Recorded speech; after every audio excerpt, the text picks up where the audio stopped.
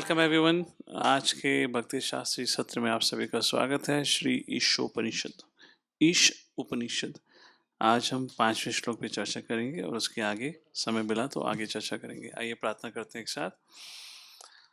ओम अज्ञानतिमिरन्धस्य ज्ञानाञ्जनशलाकया चक्षुरुन्मिलितं येन तस्मै श्रीगुरवे नमः।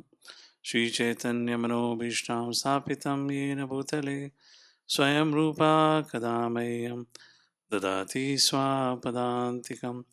वन्देऽहं श्रीगुरुं श्रीयुतापदकमलं श्रीगुरून् वैष्णवांश्च श्रीरूपं साग्रजातां सहगणा रघुनाथान्वितं तं सजीवं साद्वैतं सावधूतं परिजनासहितं श्रीकृष्णचैतन्यदेवं श्रीराधाकृष्णपादां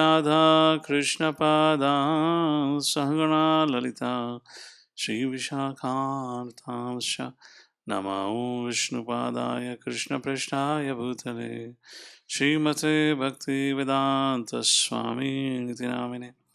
नमस्ते सरस्वते देवे गौरवाणी प्रचारिणे निर्विशेषशून्यवादी वर्षतादिशतारिणे। नमो महावदन्याय कृष्णप्रेमपदायते कृष्णाय कृष्णचैतन्यनामने गौतुसे नमः। वंशकल्पतरुभ्यश्च कृपा सिन्धुभ्येव च पतितानां पावनेभ्यो वैष्णवेभ्यो नमो नमः। हे कृष्णा करुणा सिन्धु दीनबन्धु जगत्पते गोपेश गोपिका कान्ता राधा कान्ता नमस्तुते। तप्त कांचन गौरांगी राधे वृंदावनेश्वरी वृषभानुसुते देवी प्रणमामि हरिप्रिये। जय श्री कृष्ण चैतन्य प्रभु नित्यानंद श्री अद्वैत गदाधर शिवासादि गौ भक्तवृंद। हरे कृष्णा कृष्णा कृष्णा हरे हरे हरे राम राम राम हरे हरे।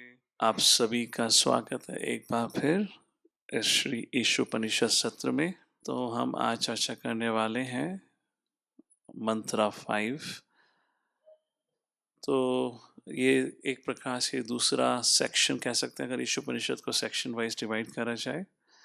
सबसे पहले सेक्शन में बात आई थी ईशावास्यम प्रिंसिपल की, और अब बात आ रही है यहाँ पर आपकी इनकंसीबिलिटी मतलब अचिंत्य भेद अभेद तत्व की। उस बारे में यहाँ चर्चा की गई है। आइए श्लोक को देखते हैं, फिर श्लोक के बारे में चर्चा करेंगे। ये चौथे और 5वें श्लोक में भगवान के अचिंत्य स्वरूप का उल्लेख किया गया है। ओके, हरे कृष्णा। आप इतने सारे गैजेट्स को लेकर बैठोगे, आप बस विष्णु जी को भी निराश कर दोगे। उनके 4 हाथ हैं, तुम्हारे 8 हाथ की जरूरत पड़ेगी। एक में टैबलेट, एक में स्मार्टफोन, एक में कैमरा, एक में लैपटॉप, एक में बुक, एक में पेन। कितने हाथ हो गए? 6 हाथ तो हो गए, है ना। हरे कृष्णा।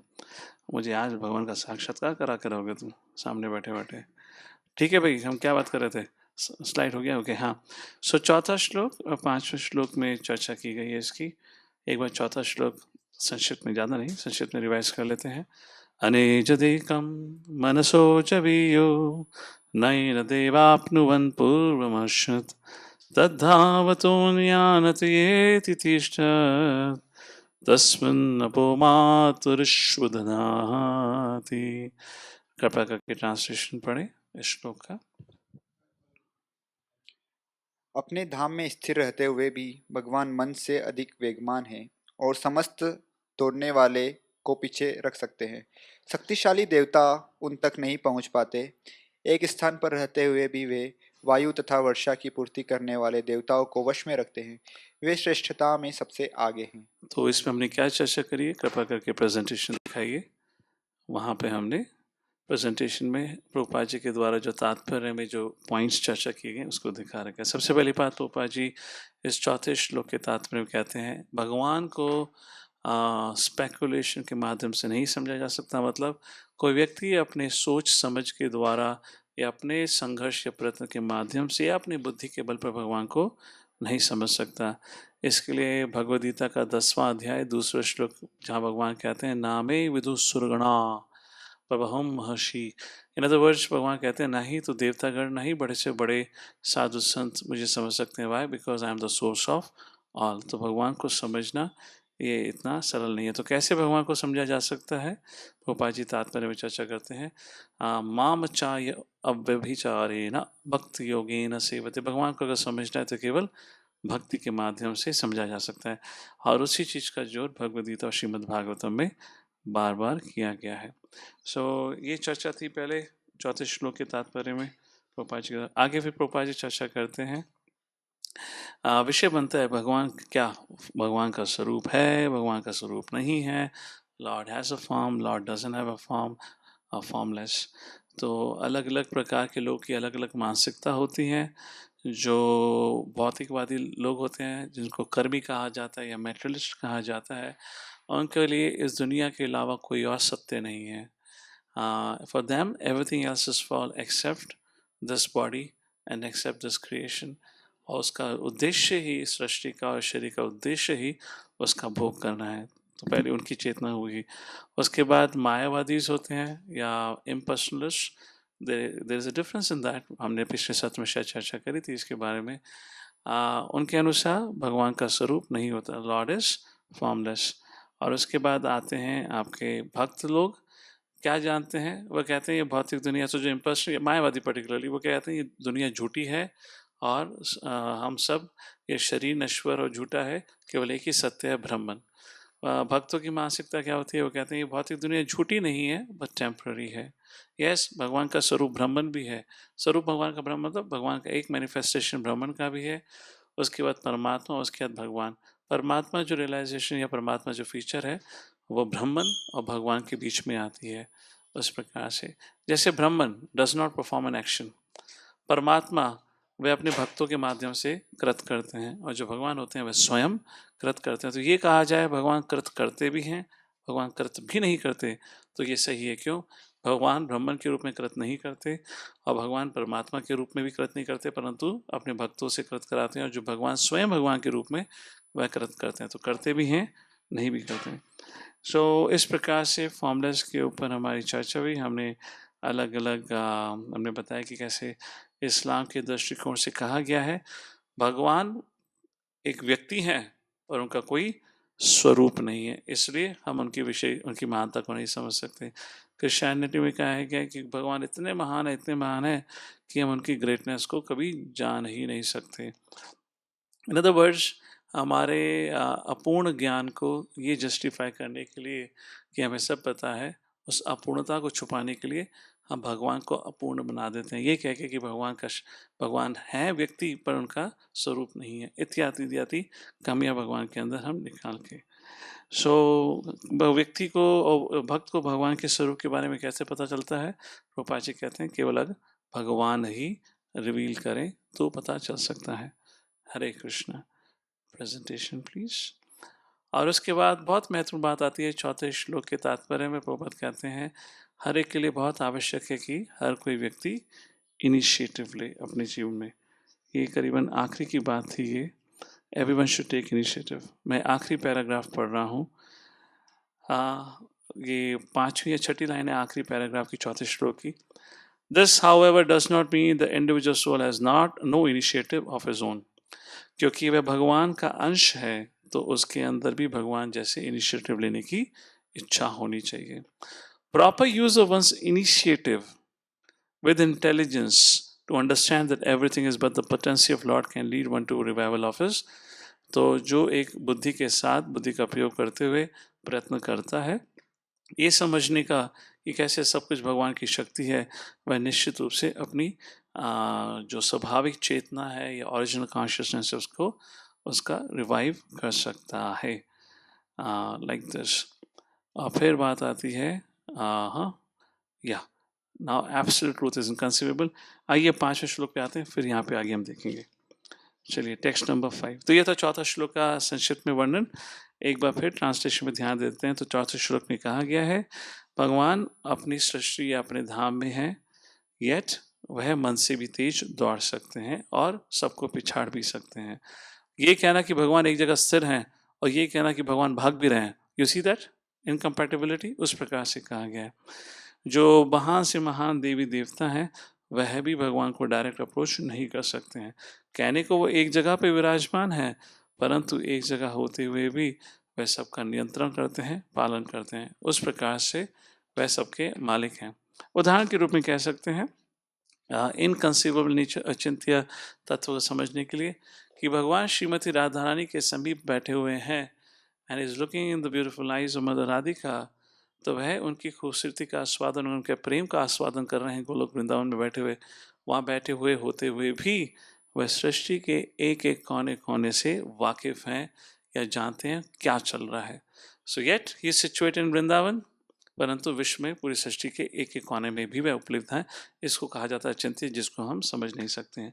इसलिए श्रील जीव गोस्वामी जी कहते हैं, अगर आप भगवान को समझ जाओ तो आपकी बुद्धि भगवान से बड़ी हुई।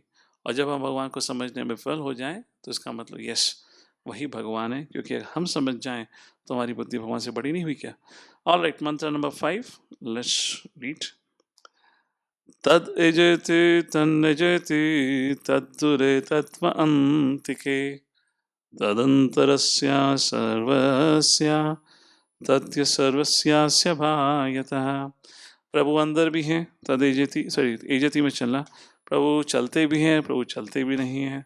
तत् का मतलब क्या है, दैट, वह दैट जो पिछले श्लोक में लेकर आ गया, अनेज देखम मनसो जवियो, तो उसका मतलब है दैट मीन्स दिस, जो पिछले श्लोक में कहा गया है।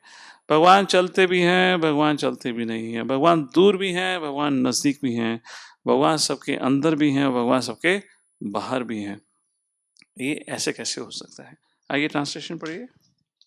परमेश्वर चलते हैं और नहीं भी चलते, वे बहुत दूर हैं लेकिन अत्यंत निकट भी हैं, वे सबके भीतर हैं फिर भी वे सबके बाहर भी हैं। हरे कृष्णा। पर्टिकुलरली यहाँ पे भगवान की अचिंत्य शक्ति या लीला का उल्लेख किया गया, बहुत खूबसूरत तात्पर्य भी है। So okay, let's take a look at it. या मैं आपसे पहले प्रश्न पूछता हूँ, ठीक है? क्या can you go back on slide deck? मेरी स्लाइड डेक आ गई। तो यहाँ कहा गया है भगवान चलते नहीं हैं, भगवान चलते भी हैं, भगवान दूर भी हैं, भगवान नज़दीक भी हैं, भगवान सबके हृदय में है, भगवान सबके हृदय के बाहर भी हैं। इसको कहा गया अचित्य, इनकंसीवेबल। अगर हम किसी समय पे कमरे के अंदर हैं तो कमरे के बाहर कैसे हो सकते हैं? कह रहे ना, वो इट डजंट मेक सेंस। परंतु ये केवल हमें भगवान के संदर्भ में ही देखने को नहीं मिलता, ये हमें प्रकृति में भी देखने को मिलता है। क्या कोई ऐसी आश्चर्यचकित चीज़ें हैं प्रकृति में जिसको हमारा माइंड समझ ही ना सकता हो? अरे ऐसे कैसे हो सकता है? इनकंसीवेबल। नाउ इनकंसीवेबल का मतलब क्या है? अचिंत्य का, जो हमारे समझ के परे हो, जो हमारे लॉजिक के परे हो। मैं अब ये जो उदाहरण है उसका मतलब ये नहीं कि भगवान के लेवल के अचिंत्य उदाहरण है। केवल उस उदाहरण जो मैं आपको आगे देने वाला हूँ उसका बताने का सिर्फ इतना ही अर्थ है कि भगवान तो अचिंत्य हैं ही, और हम उनसे भी वो तो अचिंत्य हैं ही, पर हम उतने ही गति के मूर्ख भी हैं। जो हमारे सोचने समझने की क्षमता है कितनी निम्न है। So anything that you can think, and it depends on gradations of human beings, कितना समझ आता है। एनीथिंग कोई सोच सकता है सृष्टि में ऐसा उदाहरण जिसको आपको देख के आश्चर्य होता है, अरे ऐसे कैसे हो सकता है, ऐसा भी हो सकता है। Any examples, any examples? Prabhuji, how about the rains and the clouds? Very nice. And the seasons actually, exactly, even the everyday sunrise, sunset exactly happens at exactly at the same time all through the year. Seasons, the rains. I mean, sunrise, sunset, and even sunrise, sunset is still okay. Movements of planet. But can you imagine ये पानी का तरीका कैसा है? Drinking water कैसे सूर्य की किरणों से जो समुद्र है वो वेपोराइज होता है, वो इतना बड़ा turns, 1000 millions of tons of water they carry, और they carry and they bring the water inland, जहाँ पानी नहीं है, और वहाँ पे आके बरस जाते हैं और हमें वहाँ पीने का पानी मिल जाता है. When I was studying in college in Vellore University, there were students from Saudi Arabia. So one of my friend's father उस समय चेन्नई में डीसैलिनेशन प्लांट डालने का प्रयत्न कर रहे थे, जिसका आइडिया था कि ओशन वाटर को डीसैलिनेट करके उसको ड्रिंकिंग वाटर में बनाना है. मुझे 4 साल ख़त्म हो गए, उनका प्लांट कभी नहीं लगा, क्योंकि उनका कभी डीसैलिनेशन हो ही नहीं पाया. तो फिर पता चला ये जो डीसैलिनेशन है ओशन वाटर का करना is very very difficult and plus very expensive. अंत में उनको उस बिज़नेस को ठप करना पड़ा. सोचिए एक मनुष्य भी डीसैलिनेशन करने में विफल हो जाए, और यहाँ पे क्या बढ़िया तरीका है. हाँ, you know, look at right now there so many clouds upon Pune here, और ये कहाँ से कैसे समुद्र के पानी को वेपोराइज करके और फिर यहाँ पे फिल्टर्ड वाटर डालते हैं. आप बोलोगे प्रभु जी फिल्टर वाटर कैसे है, हम तो फिर इसको फिल्टर करते हैं ना. और फिल्टर वाटर है वो यहाँ आपके संग में आके वो दूषित हो जाता है, कि मनुष्य इतना पॉल्यूशन फैलाया हुआ है ना, एयर पॉल्यूशन इत्यादि, अदरवाइज फिल्टर्ड वाटर है. Very good mother Indira, anything else? अचिंत्य अद्भुत चीजें सृष्टि में. प्रभु जी, एक छोटी सीड में पूरा पेड़ बैठता है. सीड में cobbler the story. Okay, thank you mother. Yes, एक छोटी सी सीड में बीच में इतना बड़ा वृक्ष हो सकता है. उसी प्रकार से एक संतान भी कह सकते हैं, यू नो, पिता के वीर्य में. Okay, I have included some photos for your reference here and this is amazing. Take a look at this. कैसे समझेगा कोई, यू नो, इनपुट में घास डालो, आउटपुट में न्यूट्रिशियस मिल्क. कभी कोई ऐसा फैक्ट्री सेटअप हो सकता है, यू नो, और जिस पे पूरी ह्यूमन सोसाइटी स्पीशी सस्टेन. केवल यही नहीं, बस इस क्लास को शुरू होने से पहले मैंने अभी भी कोकोनट वाटर पिया ना. कोकोनट वाटर भी क्या बढ़िया चीज़ है. हाँ, यू नो, कितने बड़े होते हैं coconut trees, tall, so tall, और दे टेक ग्राउंड वाटर, जो खारा हो सकता है कई बार, कैसा भी हो, पर जब पेट तक वहाँ पहुँचकर उनका फिल्टरिंग प्रोसेस, उनका कहते हैं स्वीट ऐड करने वाला प्रोसेस कितना लाजवाब है ना. ऊपर पहुँचते पहुँचते तक वो पानी फिल्टर्ड भी हो जाता है, वो स्वीट भी हो जाता है, एंड फॉर्चुनेटली बिकॉज वो हाइट पे है, तो अभी उसमें पेस्टिसाइड फर्टिलाइजर का प्रभाव नहीं है. तो कहा जाए तो केवल अगर शुद्ध आज कुछ मिल सकता है वह नारियल पानी. And if you want to maintain, so like this there are many many things. उस प्रकार से Sheela Vaishnav, I mean of course I don't want to bring about lord Shri Krishna. इस विषय में भगवान श्री कृष्ण को देखेंगे तो बहुत ही सारी अचिंत्य चीज़ हो जाती हैं. शिला विश्वनाथ चक्रवर्ती ठाकुर दामोदर लीला को लेकर के आते हैं. ये बताइए, जब भगवान की लीला को देखते हैं तो 2 प्रश्न उठते हैं. पहला प्रश्न, जब भगवान या लाला या कृष्ण या कान्हा जब मदर यशोदा से डर के भाग रहे थे, देखिए 2 चीज़ हो सकती हैं. एक, भगवान जानते थे, यू नो, माँ यशोदा क्या करेगी, भगवान जानते थे उनको क्या करना है. और अगर वह सब कुछ जानते थे, because Lord is all knowing, ये कहा गया भगवान इज ऑल नोइंग, इसका मतलब वो ड्रामा कर रहे थे. देन देयर इज नो रसा, लॉर्ड इज फेकिंग इट. अगर ऐसा नहीं है, भगवान नहीं जानते थे कि माँ यशोदा क्या करेगी, भगवान नहीं जानते थे कि माँ यशोदा छड़ी लेकर उनके पीछे दौड़ेगी, अगर भगवान नहीं जानते थे कि माँ यशोदा उनको पकड़ के उनके पेड़ से बांध देगी, तो वो भी गलत है, क्योंकि शास्त्र में बार बार कहा गया है भगवान knows everything, Lord knows everything. तो विश्वनाथ चक्रवर्ती ठाकुर कहते हैं इसमें सही कौन सा है? पहला, जब भगवान सब जानते थे माँ यशोदा क्या करेंगी, या दूसरा, जब भगवान को कुछ नहीं पता था माँ कैसे रिएक्ट करने वाली है. अगर सब जानते थे तो भगवान एक्टिंग कर रहे थे, नहीं जानते थे तो भगवान कैसे. तो तब विश्वनाथ चक्रवर्ती ठाकुर कहते हैं, ये कहते हैं अचिंत्य लीला. और इसलिए विश्वनाथ चक्रवर्ती ठाकुर कहते हैं भगवान जानते भी थे, भगवान जानते भी नहीं थे, you know, both the things. और ये उनकी लीला शक्ति के द्वारा सब किया जाता है. All right, so that's introduction to this topic. Let's take a look. ये हम बात कर चुके हैं. आइए श्लोक को देख लेते हैं एक बार. सो तद जेती तन न जेती, भगवान चलते भी हैं नहीं भी चलते हैं. तो भगवान चलते भी नहीं भी चलते का मतलब क्या है? यस, भगवान चलते हैं भगवान के रूप में, परंतु वही भगवान जब ब्रह्मन के रूप में होते तो नहीं चलते हैं. राइट, ब्रह्मन तो स्थिर है ना एक जगह स्थित, तो भगवान चलते हैं, यस, भगवान के रूप में, ब्रह्मन के रूप में नहीं चलते हैं. तद्दुरे तद्वंत के, वो दूर भी हैं नज़दीक भी हैं. नज़दीक कैसे हैं? परमात्मा के रूप में. दूर कैसे हैं? भगवान के रूप में. तदंतरस्य सर्वस्य, वो हृदय में विराजमान है, प्रात्मा कहते हैं परमात्मा के रूप में. एंड तद्य सर्वस्या से भायता, वह विराट रूप के रूप में सबके भार भी स्थित हैं। इस प्रकार से इस श्लोक का अर्थ क्या है, क्या ये श्लोक बताना चाहता है? चौथा और पांचवा श्लोक, सबसे इम्पॉर्टेंट चीज, ये श्लोक के माध्यम से हमें क्या बताया जा रहा है?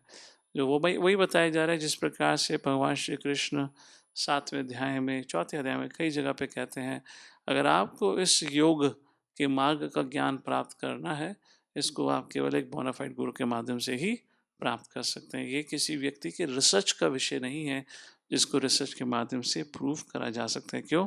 क्योंकि ये व्यक्ति की बुद्धि के परे है, वह इसको समझ ही नहीं सकता।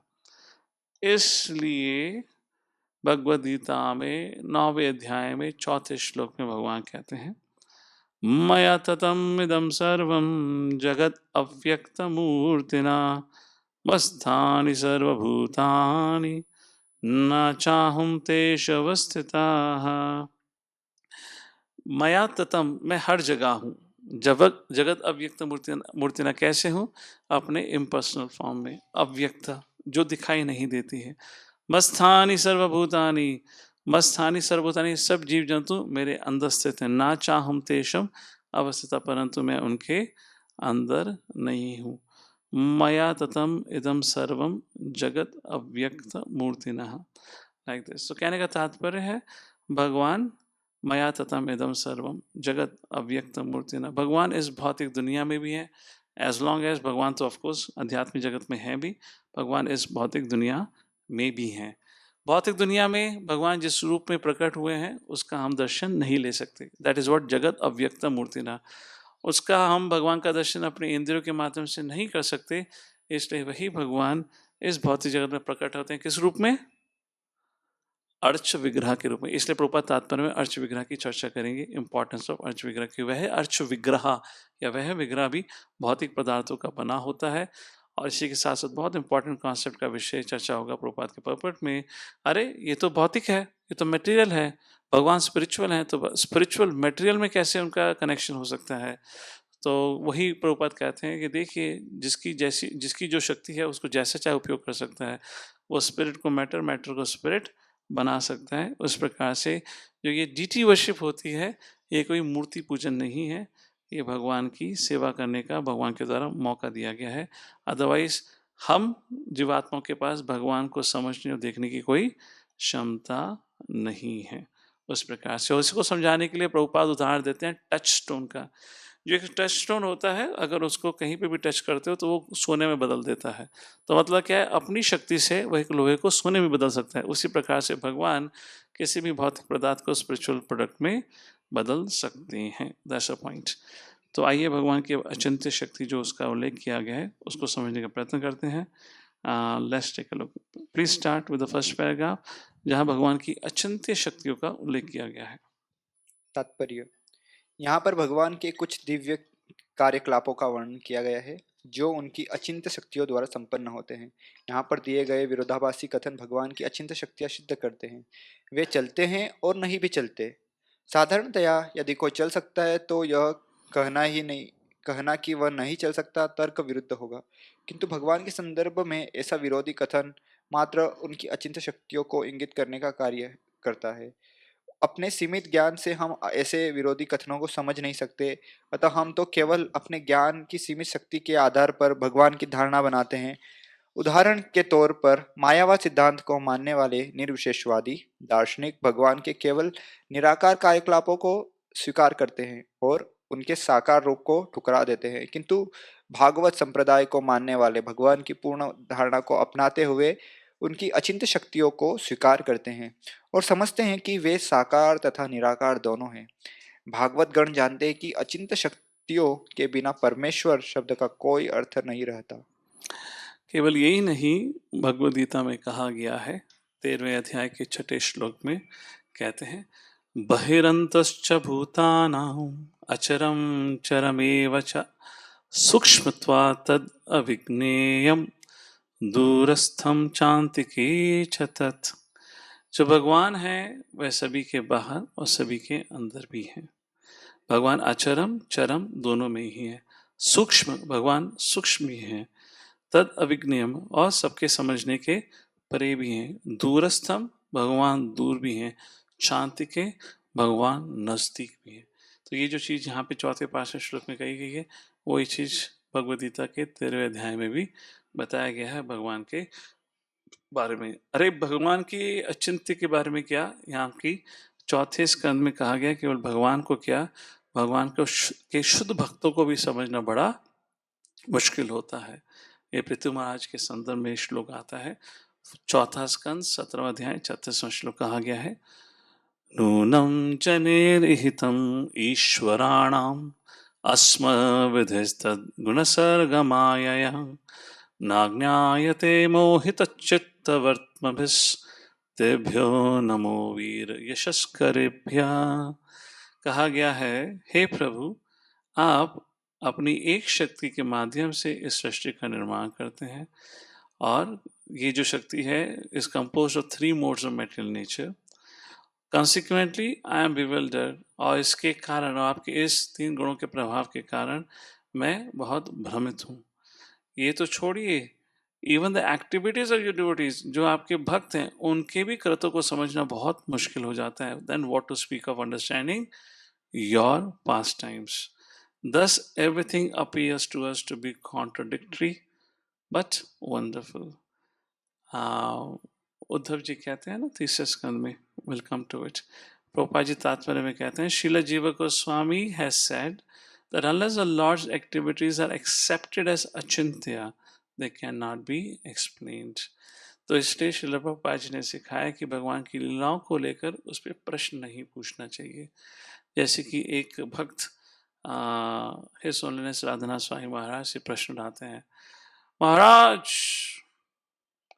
कहा गया है गरुड़ जी भगवान के बहुत प्रिय भक्त हैं, परंतु जब हम कृष्णा बुक पढ़ते हैं या श्रीमद् भागवतम पढ़ते हैं तो हमें पढ़ने को बाद पता चलता है गरुड़ जी का फेवरेट फूड आइटम वेजिटेबल, बनाना या एप्पल नहीं है।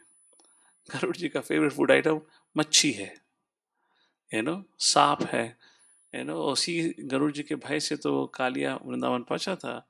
तो बताइए महाराज, भगवान के शुद्ध भक्त होते हुए वह नॉनवेज कैसे खा सकते हैं? ये तो समझ नहीं आया। आप में से कोई जवाब देना चाहेंगे? भाई गरुड़ जी तो बिल्कुल प्योर डिवोटी हैं, भगवान के सारथी हैं, सारथी क्या वाहन भी हैं। भगवान स्वयं उनका स्पष्ट करके उन पर बैठकर अलग अलग जाते हैं।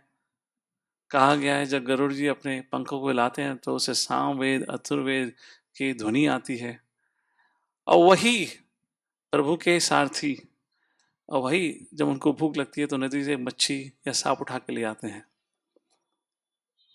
तो भक्त ने पूछा, क्या प्रभु उस ऑफरिंग को स्वीकारते हैं? पत्रम पुष्पम फलम तो यम यो में भक्त्या प्रयच्छति। तो आपको क्या लगता है? तो जैसे कहा गया ना यहाँ पे श्लोक में पृथु महाराज के संदर्भ में यहाँ पर, कि भगवान तो छोड़िए, भक्तों के कृत को भी समझना बहुत मुश्किल हो जाता है। आप में से कोई मार्गदर्शन करना चाहेंगे इन भक्त का जिनका ये प्रश्न था महाराज से?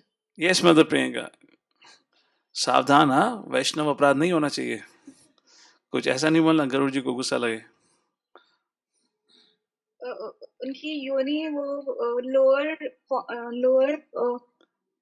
लाइफ फॉर्म्स में रहते हैं ना, तो जैसे तो उनको उनसे मुक्त करने के लिए, और ह्यूमन फॉर्म में या फिर डेमीगॉड तो के फॉर्म में गरुड़ जी खाते खाते लोग जीवात्मा को मुक्त भी कर रहे हैं। तो माता जी का वह निर्देश है। All right, very nice try, good attempt. Anything else? तो अगली बार प्रवचन में आप बोलें कि सबको शाकाहारी खाना है। Yes Padma Govind Hare Krishna Prabhu ji. Yes Prabhu. Hare Krishna Prabhu ji, when Garudi sweetened them as prasad, in the after liberation in the next birth they may be attaining human form. Right. Okay. वो कह रहे हैं देखिए वो गरुड़ जी खा लेते हैं और उसके बाद उनको मुक्ति मिल जाती है, something like that, right Padma Govind Prabhu? Yes Prabhu ji, yes Prabhu ji. अरे भगवान ने कहा पत्रम पुष्पम फलम तोयम, भगवान को इतनी चिंता नहीं लगी, भक्तों की इतनी चिंता लगी हुई है कि सबका मैं मोक्ष दिला दूं। What else? ठीक है, आपके लिए होमवर्क है, आप ही इसका उत्तर खोजिएगा। मैं आपको जवाब तो नहीं देता अभी, but I leave it on to you to figure it out. तो मेरा यहाँ पे संदर्भ इस विषय का यही बताने का था। भगवान के तो सोचो हमें भक्तों के कर्तव्य समझ नहीं आते। As we read in the 4th canto 17th chapter verse number 36. All right. ठीक है, सो ये था इनकंसिबल के बारे में। तो हम कहाँ गए, या सो आइए इसके एक बार ओवरव्यू को देख लेते हैं। Slide please. तो सबसे पहले पैराग्राफ, तो यहाँ पे इस प्रकार से इसके अलग अलग पैराग्राफ हैं। तो सबसे पहले बात कही है, भगवान जो है वह अचिंत्य हैं, उनको समझना मुश्किल है। तो आइए इसके बारे में बात करते हैं। सो उद्धव जी कहते हैं, श्रीमद् भागवतम बड़ा प्रसिद्ध श्लोक है, 3रा स्कंद 4था अध्याय 16वां श्लोक, कर्माण्यनिहस्या भवो भवस्यते दुर्गाश्रयोधारी भयात् पलायनम् कालात्मनो यत् प्रमदायुताश्रमः स्वात्मेन रते खिद्यति विधाम हिया। कर्माणि अनिहस्या, आपके अंदर कोई इच्छा नहीं है फिर भी आप कर्म करते हैं। भवो भवस्य से भवस्यते, भवा भवस्यते, you know you are eternal, you know you never take birth, but फिर भी आपका जन्म होता है। दुर्गाश्रय अथारी भयात पलायनम, भयात पलायनम मतलब डर के भाग जाना। दुर्गाश्रय अथारी, आप किले में छुप कर बैठे हो और युद्ध के भय से आप डर के भाग जाते हो। कालात्मनो, फिर भी आपको कालात्मनो कहा गया है। I hope you catching, let me put a pointer here, pointer, या कालात्मनो, कालात्मनो मीन्स यू आर काल। काल का 2 अर्थ होते हैं, काल में समय, काल मतलब मृत्यु। कालात्मनो, आपको मृत्यु भी कहा गया है। यत प्रमदा युत आश्रम, यत प्रमदा युत आश्रम, यू नो आपकी 16,108 रानियां थी, यू नो येट स्वात में रति, आपको कहा गया आप संतुष्ट हैं, you don't depend on anything. खिद्यति, धीर विधाम हिया, धीर मतलब बुद्धि, खिद्यति मतलब विचलित होना। हे प्रभु, आपके कॉन्ट्राडिक्टरी नेचर और लीला को देखकर हमें समझ नहीं आता भाई आप क्या कर रहे हो, आप क्या करते हो, उस प्रकार से। प्रभुपाद जी तात्पर्य में लिखते हैं, 30 स्कंद 4था अध्याय 16वां श्लोक, Nor is it possible to acquire complete knowledge of the Lord. Whatever little knowledge they have of the Lord is sufficient for them, because devotees simply satiated, satisfied in hearing and chanting about the transcendental pastime. This gives them all transcendental bliss. Prabhupada ji यहाँ बताने का प्रयत्न कर रहे हैं, ये कहना कि हम सब कुछ भगवान के बारे में जान जाएंगे, ये कभी भी पॉसिबल नहीं है। भक्त जो होते हैं उनको जितना भगवान के बारे में जानने को मिले या जाने का मौका मिले, उसमें ही वह संतुष्ट रहते हैं। ये बाकी का पॉइंट है, I'll not going to it, आप लोग ये अपने खाली समय में पढ़ सकते हैं, लाइक दिस। तो कहा गया है सुप्रीम इज इनकंसीवेबल। आइए ठीक है, आगे पढ़ते हैं, फिर प्रेजेंटेशन पे आएंगे। यस, हमें यह नहीं मान बैठना चाहिए कि चूंकि हम ईश्वर को अपनी आंखों से नहीं देख सकते, अतएव भगवान साकार नहीं है। श्री ईशोपनिषद यह घोषणा करके इस तर्क का खंडन करता है कि भगवान बहुत दूर हैं लेकिन अत्यंत निकट भी हैं। भगवान का धाम भौतिक आकाश से परे हैं और हमारे पास इस भौतिक आकाश को भी मापने के साधन उपलब्ध नहीं है। यदि भौतिक आकाश ही इतना दूर तक विस्तृत है तो फिर आध्यात्मिक आकाश के विषय में क्या ही कहा जा सकता है, जो इस सबसे सर्वथा परे हैं। आध्यात्मिक आकाश परव्योम भौतिक ब्रह्मांड से अति दूर स्थित होने की पुष्टि भगवद गीता 15.6 में की गई है। लेकिन इतनी दूरी पर रहते हुए भी भगवान एक पल से भी कम समय में मन या वायु से भी तेज गति से हमारे समक्ष तुरंत अवतरित हो सकते हैं। वे इतनी तेजी से भी दौड़ सकते हैं कि कोई उनसे आगे नहीं निकल सकता। इसका वर्णन पिछले श्लोक में किया जा चुका है। ऑल राइट, तो वे अचिंत्य लक्षण का ही उल्लेख किया गया श्रील प्रभुपाद जी के द्वारा। He can at once within less than a second descend before us with a speed more powerful than the mind or the air. जैसे वो श्लोक आता है ना भगवद गीता का चैप्टर 9 में, पत्रम पुष्पम फलम तोयम यो में भक्त्या प्रयच्छति। प्रश्न बनता है कि आप भगवान को कुछ भी अर्पण करते हैं, पत्रम पुष्पम फलम तोयम में से भगवान को प्रेम पूर्वक ऑफर करते हैं तो भगवान उसको स्वीकार लेते हैं। तो क्या सही में स्वीकारते हैं, उस चीज़ को लेकर कई बार प्रश्न उठाया जाता है। Really Lord accepts. उस संदर्भ में ब्रह्म संहिता में कहा गया है भगवान कोई भी कार्य अपनी किसी भी इंद्रियों से कर सकते हैं। तो जैसे हमारे अंदर हमारी इंद्रियों की लिमिटेशन होती है, उसका एक्शन डिफाइंड होता है। आँख से हम देख सकते हैं, बोल नहीं सकते, मुंह से बोल सकते हैं, सुन नहीं सकते हैं, परंतु भगवान अपने आँख से देख भी सकते हैं, बोल भी सकते हैं, सुन भी सकते हैं और खा भी सकते हैं। उस प्रकार से भगवान को भोग अर्पण करके भगवान उसको स्वीकारते हैं। अगर भक्ति या प्रेम के द्वारा उसको लगाया जाए। Raghunandan Das Thakur, if I am correct, Narahari Sarkar के पुत्र थे वह, और आप सब इस लीला को जानते होंगे, तो मैं ज़्यादा नहीं, संक्षिप्त में ऐसे अनेक अनेक उदाहरण है कि कैसे नरहरि सरकार किसी कार्य से घर के बाहर जाते हैं 1-2 दिनों के लिए, और माँ अपने बेटे से कहती है, may be for the day, माँ अपने बेटे से कहती हैं आपके पिताजी नहीं है, आप उनकी जगह आ जाइए, आज प्रभु को, आई बिलीव राधा गोपीनाथ का विग्रह था उनके पास, जाइए उनको भोग अर्पण करिए। रघुनंदन जी ने उससे पहले कभी भोग अर्पण किया नहीं था, छोटे से बालक थे। माँ से पूछते हैं भोग कैसा लगाना है, माँ बताती हैं कृष्ण के सामने थाली रखिएगा, उनसे कहिएगा खाइए। तो रघुनंदन बोला ठीक है, थाली रखी और भगवान के सामने प्रार्थना करी, बोला भगवान खाओ। भगवान रघुनंदन के अनुसार खा नहीं रहे हैं, तो रघुनंदन रोने लगे, भगवान आप क्यों नहीं खा रहे, मुझसे कुछ गलती हो गई है। And seeing the simplicity and devotionful heart of Raghunandan, Gopinath ji अपने ऑल्टर से नीचे उतर कर पूरी की पूरी प्लेट सटासट चटाचट गायब कर देते हैं। रघुनंदन प्लेट लेकर वापस आते हैं, माँ बोलती है अरे ऑफरिंग होगी, रघुनंदन बोले हाँ प्रभु की ऑफरिंग हो गई। और माँ जैसी कपड़ा उठाती है ऑफरिंग की प्लेट से, वहाँ तो सारा का सारा नीट एंड क्लीन सब गायब। माँ कहती है अरे ये क्या बदमाश झूठे कहीं के, तुम खा गया, तुमने ऑफरिंग को कहीं फेंक दिया और तुम कह रहे भगवान ने खा लिया। रघुनंदन होने लगा, भैया मुझ पे क्यों दोष निकाल रही हो, आपने कहा था भगवान ने खाओ, तो भगवान स्वयं साक्षात्कार खा के गए हैं, उन्होंने खाया, आपने कहा था भगवान को खिलाना, मैंने खिला दिया है। सुमद्र जस्ट कुडंट बिलीव, क्योंकि आज तक तो ऐसा कभी उसके पति के संग भी नहीं हुआ था जो इतने सालों से ऑफरिंग कर रहे थे। तो then the husband came back in the evening, माँ ने अपने बेटे के बारे में पिता को बताया, पिता ने कहा ठीक है एक बार दोबारा से ऑफरिंग लगाइए और मैं देखता हूँ। And that's what Narahari saw, that how when Raghunandan offered and he prayed to the Lord, भगवान कृपा करके खाइए, आप क्यों नहीं खा रहे हैं।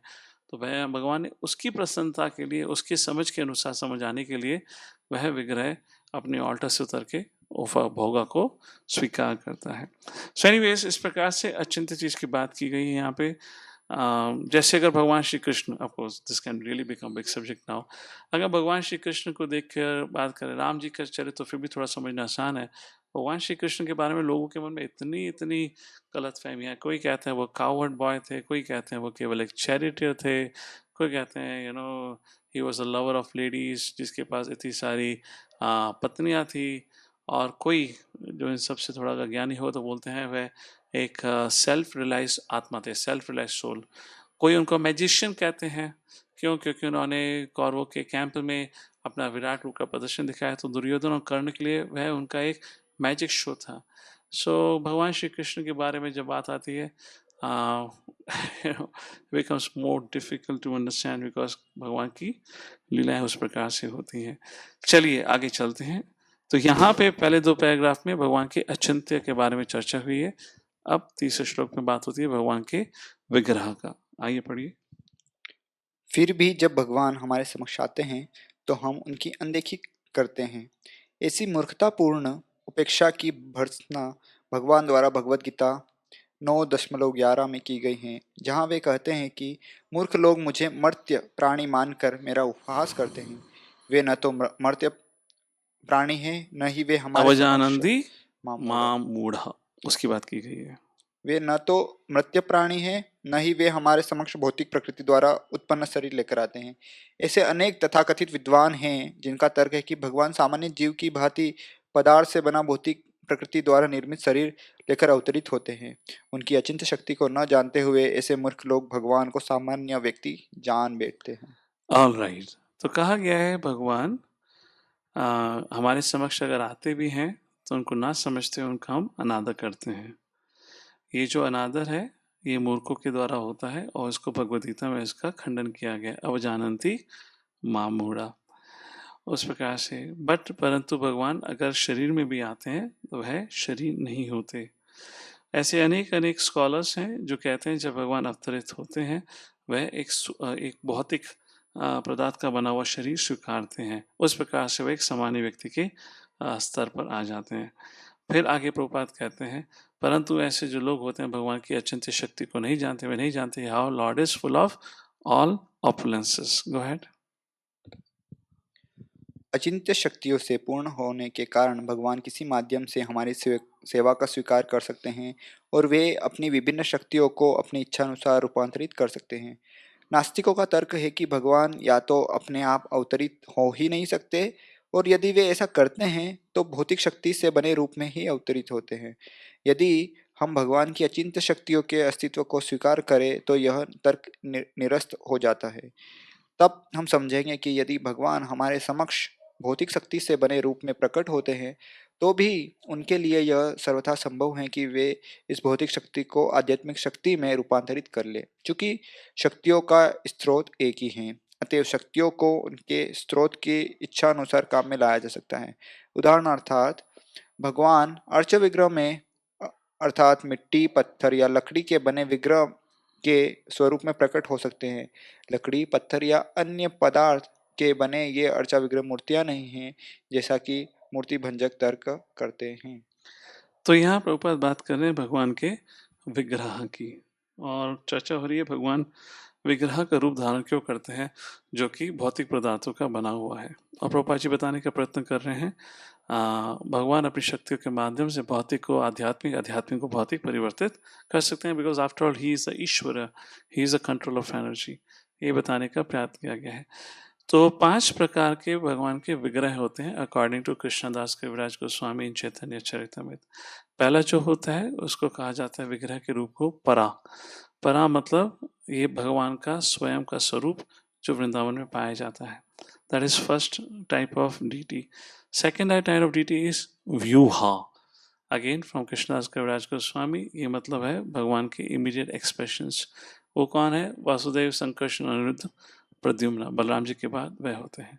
और उसके बाद तीसरा जो भगवान का विग्रह स्वरूप कह सकते हैं वो होता है वैभव। वैभव मीन्स एक प्रकार से अवतार, वैभव इनकारनेशंस, विच मीन्स आने वाले 2 हफ्तों के अंदर अलग अलग समय के अनुसार जो स्टूडेंट्स का और जो टीचर्स का मेल खाएगा उसके अनुसार आपका कहते हैं, sorry what was the saying, teacher and student, या I just sorry miss the point. So वैभव की बात कर रहे हैं। वैभव का मतलब है भगवान अलग अलग युगों में अवतरित होते हैं to perform different pastime. वह है वैभव अवतार, मत्स्य अवतार, वामन अवतार, नरसिंहदेव अवतार। और उसके आज जैसे एक प्रकार से Krishna, Duryodhan couldn't understand Krishna like many other in Kauravas. और उसके बाद चौथा जो अवतार होता है भगवान का वह होता है अंतर्यामी, जिसको परमात्मा भी कहा जाता है। उसका भी हमें इसी एक्सेस उपलब्ध नहीं है। तो अगर देखा जाए 5 में से जो 4 अवतार हैं आपका परह, व्यूह, वैभव, अंतर्यामी, उसका तो एक साधारण व्यक्ति को एक्सेस ही नहीं है because he cannot understand spiritual energy. तो जो 5वां अवतार बताया गया है, फॉर्म बताया गया है, वह है आपका अर्च विग्रह। इस अर्च विग्रह में वह सब विग्रह होते हैं जिनका चर्चा किया गया है, परा, व्यूह, वैभव एंड अंतर्यामी। तो जो कनिष्ठ अधिकारी होता है उसका जो ये शुरू के 4 विग्रह होते हैं उसका कोई भी एक्सेस नहीं होता है। तो उस कनिष्ठ को भगवान से रति पैदा करने के लिए उसको भगवान के विग्रह सेवा में लगाया जाता है। उस प्रकार से भगवान की सेवा करी जाती है, लाइक दैट। सो ये हुआ डीटी फॉर्म के बारे में। दूसरे पैराग्राफ में बात करा गया है मटेरियल टू स्पिरिचुअल एनर्जी। कहते हैं Prabhupada ji, even if he appears before us in the form of material energy, it is quite possible for him to convert the material energy into spiritual energy। उस प्रकार से कहा गया है। कहने का तात्पर्य है जब भगवान को सर्वशक्तिमान कहा गया है और सारी शक्तियाँ उन्हीं से आई हैं, तो अपनी शक्ति का उपयोग कैसे भी कर सकते हैं। Just to give you some idea about this vigraha seva, आजकल हम बांग्लादेश की न्यूज़ भी देख रहे हैं इत्यादि आदि, या इतिहास को भी देखेंगे। सो कुछ ऐसे मॉडर्न डे रिलीजन है जहाँ पर विग्रह की सेवा को बिल्कुल नकारा जाता है, एंड कुछ तो ऐसे हैं उनके अंदर द्वेष भावना इतनी है कि वह केवल नकारते नहीं, उस विग्रह सेवा को होने भी नहीं देते, साथ ही साथ विग्रह का अपमान भी करते हैं। Now interestingly in their understanding वो सब भी उपासक हैं अपने अपने रिलीजन के, अपने अपने इष्ट के। तो प्रश्न बनता है अगर आप भी रिलीजन का रिलीजियस टेक्स्ट पढ़ रहे हो, आप भी अपने इष्ट की आराधना कर रहे हो, तो ऐसी हिंसा होने का कारण क्या है? कारण क्या है? सरल सी चीज़ है। जो इस्लाम है जैसे बताया गया है, वह कहते हैं भगवान पर्सन है, भगवान का कोई स्वरूप नहीं है, फॉर्मलेस है, इसलिए वह स्वीकारते नहीं है। Now why, what is the problem with the form? अगर भगवान पर्सन है और भगवान को स्वरूप हो तो प्रॉब्लम क्या है? उनका प्रॉब्लम ये है कि अगर आपने भगवान को स्वरूप दे दिया तो स्वरूप तो केवल भौतिकवादी व्यक्ति को होता है, भगवान को स्वरूप दे दिया तो वह भी भौतिकवादी हो गए, तो उनको ना आपने उनको उनकी भगवान की स्थिति से हटा दिया है. So for them they just don't understand कि मटेरियल और स्पिरिचुअल एनर्जी वह दोनों ही भगवान की शक्ति है. भगवान जिसको जैसा उपयोग करना चाहे कर सकते हैं. और ये 7वें अध्याय के 4 और 5वें श्लोक में भगवान बताते हैं परा एंड अपरा शक्ति दोनों भगवान के अधीन रहती है. क्रिश्चियनिटी की बात करी जाए तो उनके अनुसार भगवान का स्वरूप भी नहीं है, भगवान इतने महान है, भगवान को समझा नहीं जा सकता, एंड ऑफ कोर्स भगवान का स्वरूप नहीं है तो बात खत्म. अब जहाँ बात आती है हमारे सनातन धर्म की, या चलिए बात आती है मायावाद की बात करते हैं. मायावाद की बात करें तो उनके यहाँ भी विग्रह पूजा होती है. तो उनके विग्रह पूजा का उद्देश्य क्या है? अभी मैं उस स्तर तक नहीं पहुंचा हूँ, परंतु जब मैं इस ईष्ट के स्तर तक पहुंच जाऊंगा तो फिर मुझे विग्रह सेवा की आवश्यकता नहीं. तो विग्रह सेवा is done in the Mayavadis ashrams also, not with an intention to please, but with an intention to understand कि जिसकी पूजा हो रही है मैं ही वो हूँ. I am the one who's getting worship like that. अपनी चेतना का विकास करना. फाइनली जो डिवोटीज होते हैं उनका दृष्टिकोण कैसा होता है? शास्त्रों के अनुसार बताया गया भगवान विग्रह से अभिन्न है, तो इसलिए वह बड़ी ध्यानपूर्वक भगवान की सेवा में तत्पर होते हैं. तो कहने का मतलब है हो सकता है ये पत्थर लकड़ी इत्यादि के बना हुआ विग्रह हो, परंतु भगवान चाहे तो कभी भी उस मैटर को स्पिरिचुअल एनर्जी में कन्वर्ट कर सकते हैं. Like that. This is a story from Canada. College programme चल रहा था, हाउसफुल इवेंट था. हाउसफुल इवेंट क्यों था? वह समय की बात है जब वीगन काफ़ी धीरे धीरे प्रसिद्ध हो रहा था. तो प्रोग्राम ऑर्गेनाइजर ने प्रोग्राम ऐसे ऑर्गेनाइज करा जहाँ पे एडवर्टीजमेंट था अ discourse followed by very delicious vegetarian और वीगन डाइट. तो जो ज़्यादातर लोग आए थे वो उसी के लिए आए थे. सो 1 घंटे का तो प्रवचन चला. हमारे प्रवक्ता ने बहुत अच्छी तरीके से समझाया जीवन का उद्देश्य क्या है इत्यादि इत्यादि. आप सोच सकते हैं बच्चे किस चीज़ का इंतजार कर रहे होंगे. बच्चे बाबा घड़ी में देख रहे हैं, सोच रहे होंगे हमें खाना कब मिलेगा, हमें खाना कब मिलेगा. And then at the end of the lecture the devotee said, now I have completed the theory, now we'll have a practical demonstration where we'll show you how matter gets transformed into a spiritual energy. Now that sounds pretty astounding. Some kind of magic is going to happen. He says, all of you sit straight, be alert, and now we're going to do some process where you'll see how matter gets converted to spirit. So all the students got really excited about it. And a lady, fine looking lady in sari, she brought a huge plate of bhoga which was all covered. And that plate was brought, offered to the Lord, curtain was closed, and for 15-20 minutes the devotee was there, and after that the offering went inside and there was some more chanting. And ऐसे करते करते करीबन 1 घंटा का प्रवचन था ही, 40-45 minute और निकल गए ये सब करते करते. तो एक लड़का जो आगे बैठा था वो बड़ा खुंदक खा गया. भाई, this is cheating. You told us you will show us practical demonstration of how material energy gets converted to spiritual energy. We didn't see anything. We saw some lady bringing something in the plate that was also covered, and then she offered to the what you call Lord or the deities on the altar. और जब वो offer भी होता उसको आपने पर्दे से ढक दिया. हमने तो कोई कन्वर्ट होते नहीं देखा. So speaker said, oh really? Didn't you see how the food which was offered was bhoga, now it is prasadam? It is converted from the material to spiritual energy. And then the speaker said, well, there is only 5 minutes to go. If you continue to ask this question, looks like you'll probably miss out the dinner. So then all the boys said, hey, no, because getting late. And by the time the fragrance of prasadam was so delicious, they said, no more question. And they all agreed, yes, we all witnessed and saw how matter got transformed into spiritual energy. We acknowledge, we agree. We saw bhoga getting transformed into prasadam. And like that, they all ran for having a prasadam that. Anyways, so that's the point here. Material to spiritual energy. भक्त अपनी भक्ति के माध्यम से भगवान को बुलाकर उस प्रकार से मैटर को भी स्पिरिट में बदल सकते हैं. अब अगला पैराग्राफ आता है जहाँ चर्चा होती है भगवान को अर्च विग्रह रूप में आने की आवश्यकता ही क्या थी. पढ़िए आगे. भौतिक जगत की हमारी वर्तमान अपूर्णबद्ध अवस्था में हम हमारी अपूर्ण दृष्टि के कारण परमेश्वर को नहीं देख पाते, किंतु जो भक्त उन्हें भौतिक दृष्टि के द्वारा देखना चाहते हैं उन पर अनुग्रह करके भगवान अपने तथाकथित भौतिक रूप में प्रकट होकर अपने भक्तों की सेवा को स्वीकार करते हैं. हमें यह नहीं समझना चाहिए कि ऐसे भक्त जो भक्ति की निम्नतम अवस्था में हैं वे किसी मूर्ति की पूजा करते हैं. वस्तुतः वे भगवान की ही पूजा करते हैं जो उनके समक्ष ऐसे उपगम्य रूप से प्रकट होने के लिए सहमत हो जाते हैं जिस तक सबकी पहुँच हो सके। न ही अर्चा स्वरूप को पूजक की सनक के अनुसार गढ़ा जाता है। यह स्वरूप अपने साज सामान के साथ शाश्वत तौर पर विद्यमान रहने वाला है। इसकी वास्तविक अनुभूति निष्ठावान भक्त के द्वारा ही की जा सकती है, नास्तिक के द्वारा नहीं। हरे कृष्णा। तो भगवान क्यों अपीयर होते हैं अर्च स्वरूप में? क्योंकि हम भौतिक दृष्टि से केवल भौतिक चीजों को ही देख सकते हैं, इसलिए भगवान इस स्वरूप का धारण करते हैं ताकि हम भगवान को प्रेम कर सकें।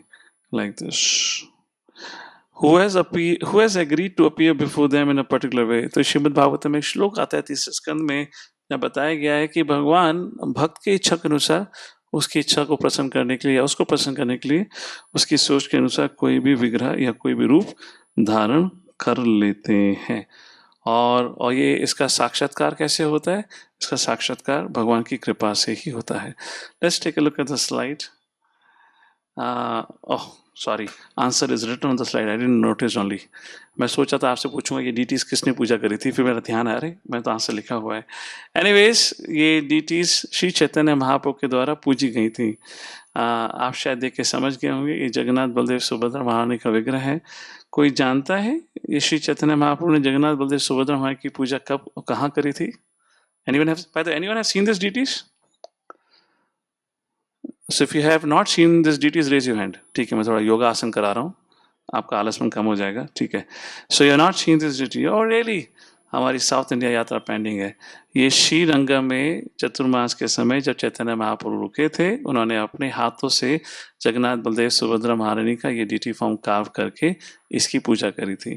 तो आप जब श्रीरंगम मंदिर का on the outer road when you do परिक्रमा, ऑन वन साइड जब वो वेंकट भट्ट जी के यहाँ रुके थे, तो वहाँ पे वह जगह आज भी है जहाँ पे ये विग्रह है। And just opposite to this vigraha there is a Garuda stambha, वहाँ गरुड़ स्तंभ के ऊपर चैतन्य महाप्रभु का विग्रह है। And you know like that. So Shri Chaitanya Mahaprabhu ने उस समय स्वयं जगन्नाथ जी और आज भी इन विग्रह की श्रीरंगम में सेवा अर्चना इत्यादि होती है। ऑलराइट, सो आइए आगे चलते हैं। डीटी वर्शिप की बात कर रहे थे, लेट्स टेक अ लुक। चौथे स्कंद 7वां अध्याय 46वें श्लोक में बहुत अच्छी बात कही गई है। Anyone who engages in the worship of the deity or the form of the Lord in the temple is understood to be studying all the Vedas 24 hours। कहा गया है जो भगवान की सेवा अर्च विग्रह की सेवा में लगा हुआ है, इसका मतलब है वो दिन रात वेदास का अध्ययन कर रहा है। Simply by decorating the deities of the Lord Radha Krishna in the temple, one very minutely studies the injunctions of। तो अगर कोई ध्यान पूर्वक श्री राधा कृष्ण के विग्रह की सेवा करता है तो उसका मतलब वह बहुत ध्यान पूर्वक वैदिक शास्त्र को अध्ययन करने का प्रयत्न कर रहा है। Even a neophyte devotee who simply engages in the worship of deity is understood to be in direct touch with the purport of Vedic knowledge। वेदैश्च सर्वे अहम एव वेदन्ते वेदांतकृत एतद् एव चाहम। वैदिक साहित्य का और शास्त्र का अध्ययन करने का मतलब ही क्या है? भगवान की सेवा करना। As confirmed in Bhagavad Gita 15.15, one who worships and serves Krishna directly, जो भगवान की डायरेक्ट पूजा आराधना करता है, वो समझना चाहिए कि वह सभी शास्त्रों के निष्कर्ष को समझता है। सो उस प्रकार से इनफैक्ट श्रीला भक्तिविनोद ठाकुर ने कहा है कि deity worship is compulsory for neophytes, they should definitely learn about this। ये श्रीमद् भागवतम पहला स्कंद 11वां अध्याय 24वां श्लोक, उसके तात्पर्य में श्रीला प्रभुपाद जी कहते हैं, Therefore festivities in the temple of the Lord as held generally are like festivals performed during the many festive days of the Lord of Dwarka 5,000 years ago। The authorities knew the science perfectly installed such temples of the Lord under regulated principles just to offer facilities to the common men। But persons who are less intelligent without being conversant with the science mistake this great attempt to be idol worship and poke their nose into that to which they have no access। तो आचार्य के द्वारा मंदिर का निर्माण क्यों होता है? ताकि समाज के लोगों को अवसर मिले भगवान को समझने, भगवान की सेवा करने का। और जो लोग इस चीज को कहते हैं ये गलत है, वे कम बुद्धि के इंसान हैं। They don't know what is truth। Therefore the ladies or men who observe festival in the temples of the Lord just to have a look at the transcendental form of 1,000 times more glorious than those who are non-believers in the transcendental form of Lord. तो इस प्रकार से जो भगवान के विग्रह की सेवा करते हैं, they are said to be more glorious than those who are non-believers in the transcendental form of Lord. So शिला भक्तिविनोद ठाकुर जैव धर्म में कहते हैं भगवान को समझने के, अर्च विग्रह को समझने के 3 स्तर होते हैं। पहला, भक्तों के लिए वही भगवान है। मायावादी के लिए ये एक भगवान या उस स्थिति का एक रिमाइंडर है। जैसे आप कोई ब्रांडेड टी शर्ट या पैंट पहनते हो तो उस पर लोगो लगा रहता है, जैसे लोगो देखते हो तो ध्यान आ जाता है ये कंपनी कौन सी है। सो मायावादी के लिए विग्रह, अर्श विग्रह एक रिप्रेजेंटेशन है, एक उस लोगो या आइकन के समान है जिसको देखकर उनको एहसास होता है अरे मेरी गति वहाँ है, मुझे वहाँ जाना है। तो दे यूज rather than serve। और जो अब्राहमिक ट्रेडिशन हो तो उनके अनुसार तो आइडल वर्शिप इज प्रोहिबिटेड। क्यों प्रोहिबिटेड है उसका मैंने एग्जाम्पल आपको देने का प्रयत्न किया। Reminder of absolute for Mayavadis, here connection between deity and God is only imagination.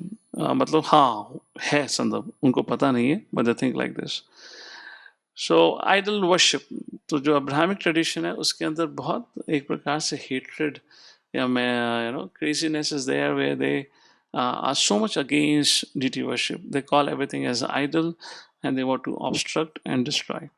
तो जब वो पहले हमला किया करते थे, जब भारत मुसलमान या अंग्रेजों के अधीन था, अगर आप इतिहास को पढ़ेंगे तो उसमें देखेंगे कि पहले जब वो हमला किया करते थे तो मंदिर पे हमला करके क्या कहते थे, मंदिर पे हमला देख करके कहते थे देखो तुम्हें लगता है तुम्हारे भगवान है तो हम उनको हानि पहुंचाएंगे, देखते हैं तुम्हारे भगवान अपनी रक्षा कैसे करते हैं। And then when it would not happen they will come back and say see जिस भगवान की तुम पूजा करते हो अपने संरक्षण के लिए, अपनी संरक्षण नहीं कर पाए, वो आपकी संरक्षण कैसे करेंगे। और यहाँ पे एक बहुत क्लासिकल पॉइंट आता है जो ये लोग बिल्कुल भूल जाते हैं। वो क्या भूल जाते हैं, उनको नहीं पता या उनको इस चीज़ का आइडिया नहीं है। उनके अनुसार अगर आप जाएंगे मॉस्क में there is Quran, if you go to Judaist temple there is Torah, if you go to church there is Bible, and Zoroastrian there is no idol और there is no book, there is fire, there worship sun god. So 4 की बात करते हैं पहले इनकी। तो आप कहते हैं वो लोग कहते हैं कि देखिए तुम्हारे विग्रह ये भौतिक हैं इसलिए हम उनको नष्ट करते हैं तो ये टूट जाएंगे, तो इसलिए भगवान नहीं है। तो प्रश्न बनाया जा सकता है वो मंदिर में किसको पूछते हैं, वो मंदिर में अपनी किताब को पूछते हैं, टोरा हो, कुरान हो और बाइबल हो। तो मेरा प्रश्न आपसे सरल सा है, बाई चांस किसी मस्जिद मंदिर में या चर्च में इस प्रकार से आग लग गई तो क्या उस बुक को जलकर राख होना चाहिए या नहीं होना चाहिए भाई? Because it's spiritual from their point of view ना, they think that is spiritual but the matter of fact is it will also get destroyed. So because वो बुक गॉट डिस्ट्रॉयड इसका मतलब उसका अस्तित्व ही नहीं है, ऐसा तो कहीं भी नहीं कहा गया है। इनफैक्ट विग्रह की सेवा जो होती है वो एक माता पिता के भाव में होती है, उस प्रकार से वात्सल्य भाव में। Alright, so that's the idea over here, जिस प्रकार से बात की गई है। आगे पढ़ते हैं पर्पट को, डीटी वर्शिप के बारे में जो कुछ points I have discuss. Yes please read. Bhagavad Gita 4.11 में भगवान इंगित करते हैं कि वे भक्त से किस प्रकार व्यवहार करते हैं, यह उसकी शरणागति की मात्रा पर निर्भर करता है। यह अधिकार वे अपने हाथों में रखते हैं कि वे शरणागतों के अतिरिक्त किसी और के समक्ष प्रकट हो या न हो। इस प्रकार शरणागत जीवों के लिए वे सदैव लभ्य हैं, परंतु शरणागत नहीं हुए जीवों के लिए वे अति दूर तथा अगम्य हैं। आगे पढ़िए। Okay. इस संदर्भ में शास्त्रों में भगवान के लिए प्राय भगवान की क्वालिटी सुगुण का वर्णन आएगा, सगुण और निर्गुण। प्राय प्रयुक्त होने वाले 2 शब्द सगुण गुणों से युक्त तथा निर्गुण गुणों से रहित अत्यंत महत्वपूर्ण हैं। सगुण शब्द का मतलब यह नहीं होता कि जब वे दृष्टिगोचर गुणों सहित प्रकट होते हैं तो वे भौतिक रूप ग्रहण करते हैं और भौतिक प्रकृति के नियमों के अधीन रहते हैं। उनके लिए भौतिक तथा आध्यात्मिक शक्तियों में अंतर नहीं होता, क्योंकि वे समस्त शक्तियों के स्रोत हैं। समस्त शक्तियों के नियंत्रक के रूप में वे हमारी तरह कभी भी उनके वश में नहीं हो सकते। भौतिक शक्ति उनके निर्देशों के अनुसार कार्य करती हैं, अतः वे उस शक्ति को अपने कार्य के लिए उस शक्ति के किसी भी गुण से प्रभावित हुए बिना प्रयोग कर सकते हैं। इस संदर्भ में वे निर्गुण हैं। नहीं, भगवान कभी निराकार होते हैं, क्योंकि अंततः गत्वा वे शाश्वत रूप तथा आदि भगवान हैं। उनका निराकार पलो या ब्रह्म ज्योति उनकी व्यक्तिगत किरणों की चमक मात्र हैं, जिस प्रकार सूर्य की किरणें सूर्य देव की चमक हैं। तो बहुत महत्वपूर्ण पॉइंट है जो प्रभुपाद कहते हैं, for him there is no difference between material and spiritual. क्यों? क्योंकि दोनों ही भगवान की शक्तियां हैं। भगवद गीता वंस अगेन 7वां अध्याय 4वां 5वां श्लोक, भगवान जैसे उसको उपयोग करना चाहे कर सकते हैं। However in Abrahamic tradition there is a clear line of incompatibility in what they call as spirit and what they call as matter, क्योंकि दोनों disconnected हैं, दोनों incompatible हैं। उसके कारण कोई भी चीज़ जो स्पिरिट रिप्रेजेंट करती है वो कभी भी मैटर में प्रोड्यूस या मैनिफेस्ट नहीं हो सकती है। सो अगर आप इस चीज़ को देखेंगे तो ये this is just a philosophical confusion और लैक ऑफ अंडरस्टैंडिंग, जहाँ पे उनको ये समझ नहीं आता कि सारी शक्तियाँ भगवान के अधीन है। ये कहना कि भगवान केवल यहीं को नियंत्रण कर सकते हैं, इस साइड को नियंत्रण नहीं कर सकते, वह उस प्रकार गलत होगा। सो यहाँ पे फिर भगवान की क्वालिटीज़ की बात की है, सगुण एंड निर्गुण, like that. So Lord has a form, Lord is also formless. और अब ये बताने के लिए श्रीला प्रभुपाद जी बात करेंगे कैसे भगवान अपने भक्तों के अधीन होते हैं, ना कि नास्तिकों के। ये प्रश्न 7वें अध्याय में पूछा गया था अर्जुन के द्वारा, प्रभु अगर आप सब जगह उपस्थित हैं तो लोग आपको क्यों नहीं समझ पाते, देख पाते? तो उसके संदर्भ में भगवान 7वें अध्याय का 13वां 14वां श्लोक बोलते हैं, जहाँ बताते हैं देवी सुगुणमाई ममाया द्रतिया। हर कोई व्यक्ति उसका जो दृश्य है वह इस कहते हैं जो उसकी दृष्टि है वो ढकी हुई है। In other words that's a point, they can not see the truth like this. तो सब servant to the will of the devotee but not to the atheist. Point यहाँ पे ही है, भगवान अपने भक्तों की इच्छा के अधीन होते हैं। Can you think of any example where the Lord was subservient to the will of his devotee but not to the atheist? भगवान ने भक्तों की तो मान ली पर अभक्तों की नहीं मानी। Any example? जहाँ भगवान अपने भक्तों की तो सुन लेते पर नॉन डिवोटीज की नहीं सुनी। तो यहाँ चर्चा हो रही है कि कैसे जब वही शुद्ध भक्त बैठकर भगवान से आह्वान करते हैं कि भगवान आप इस विग्रह में उपस्थित हो जाओ, तो भगवान खुशी खुशी उपस्थित हो जाते हैं। And he can transform matter into spirit. You getting it? This is a flow of thought here. तो क्या कोई ऐसा उदाहरण आता है कि जहां भगवान अपने भक्तों की इच्छा के अनुसार तो प्रकट हो गए परंतु अभक्तों की इच्छा के अनुसार अप्रकट नहीं हुए? मदर कमलिका। हरे कृष्णा प्रभु जी। नरसिम्हदेव अपीयरेंस। नरसिम्हदेव अपीयरेंस प्रहलाद के कहने से प्रकट हो गए। इसमें अभक्त का क्या उदाहरण है? वन एग्जाम्पल जहां वही भगवान भक्त के कहने पे तो आ गए, भक्त के कहने पे नहीं आए। Another example will be that Vidura and Duryodhan. When Duryodhan invited Krishna, that's the thing. जब दुर्योधन कृष्ण को निमंत्रण देने जाते हैं और उसने सबसे बढ़िया आयोजन किया था भगवान के स्वागत के लिए, तो भगवान कहते हैं हम अभक्तों के घर का खाते नहीं है। और विदुर के घर तो अनइनवाइटेड गेस्ट थे। विदुरानी को तो पता भी नहीं था कृष्ण आने वाले हैं, और कृष्ण को देखकर वो इतनी भावों को इतनी विचलित हो गई, हाथ में केला था तो केला देना शुरू कर दिया, और केले देने के चक्कर में केले के छिलकों को कृष्ण को खिला दिया और केले के पल्प को कूड़े के डिब्बे में फेंक दिया। She was peeling the bananas and giving the peel to Krishna, and you are supposed to throw the peel in the dustbin, and she was throwing the pulp in the dustbin.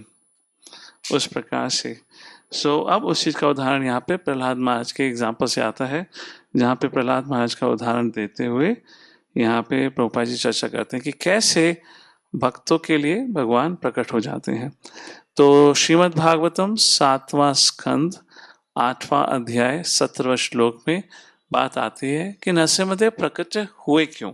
बहुत खूबसूरत श्लोक है, कहा गया है सत्यं विधातुं निज भृत्य भाषितं व्याप्तं च भूतेषु चखिलेषु चात्मनः अदृश्यताद्भुत रूपमुद्वहन् स्तंभे सभायान मृगम न मानुषम। सत्यम विधातुम, सत्य मीन्स ट्रूथफुल, विधातुम टू प्रूव, निज भृत्य भाषितम, भृत्य मीन्स सेवक, निज मतलब स्वयं का सेवक, भाषित मतलब उसके द्वारा बोले वचनों को शुद्ध, उसके वचनों को प्रूव करने के लिए व्याप्तिम च भूतेषु क्लेषु चात्मनः, वह प्रभु जो हर जगह उपस्थित है, वह अपने भक्त के वचनों को पूर्ण करने के लिए, जिसने कहा कि हाँ मेरे प्रभु तो इस खंबे में भी उपलब्ध हैं, अदृष्ट अति अद्भुत रूप मुद्वन, हे प्रभु आप उस बालक भक्त की इच्छा को पूर्ण करने के लिए आपने इतना अद्भुत रूप धारण किया। कैसे रूप धारण किया और कहाँ, कैसे रूप नहीं और कहाँ आप तरह थे?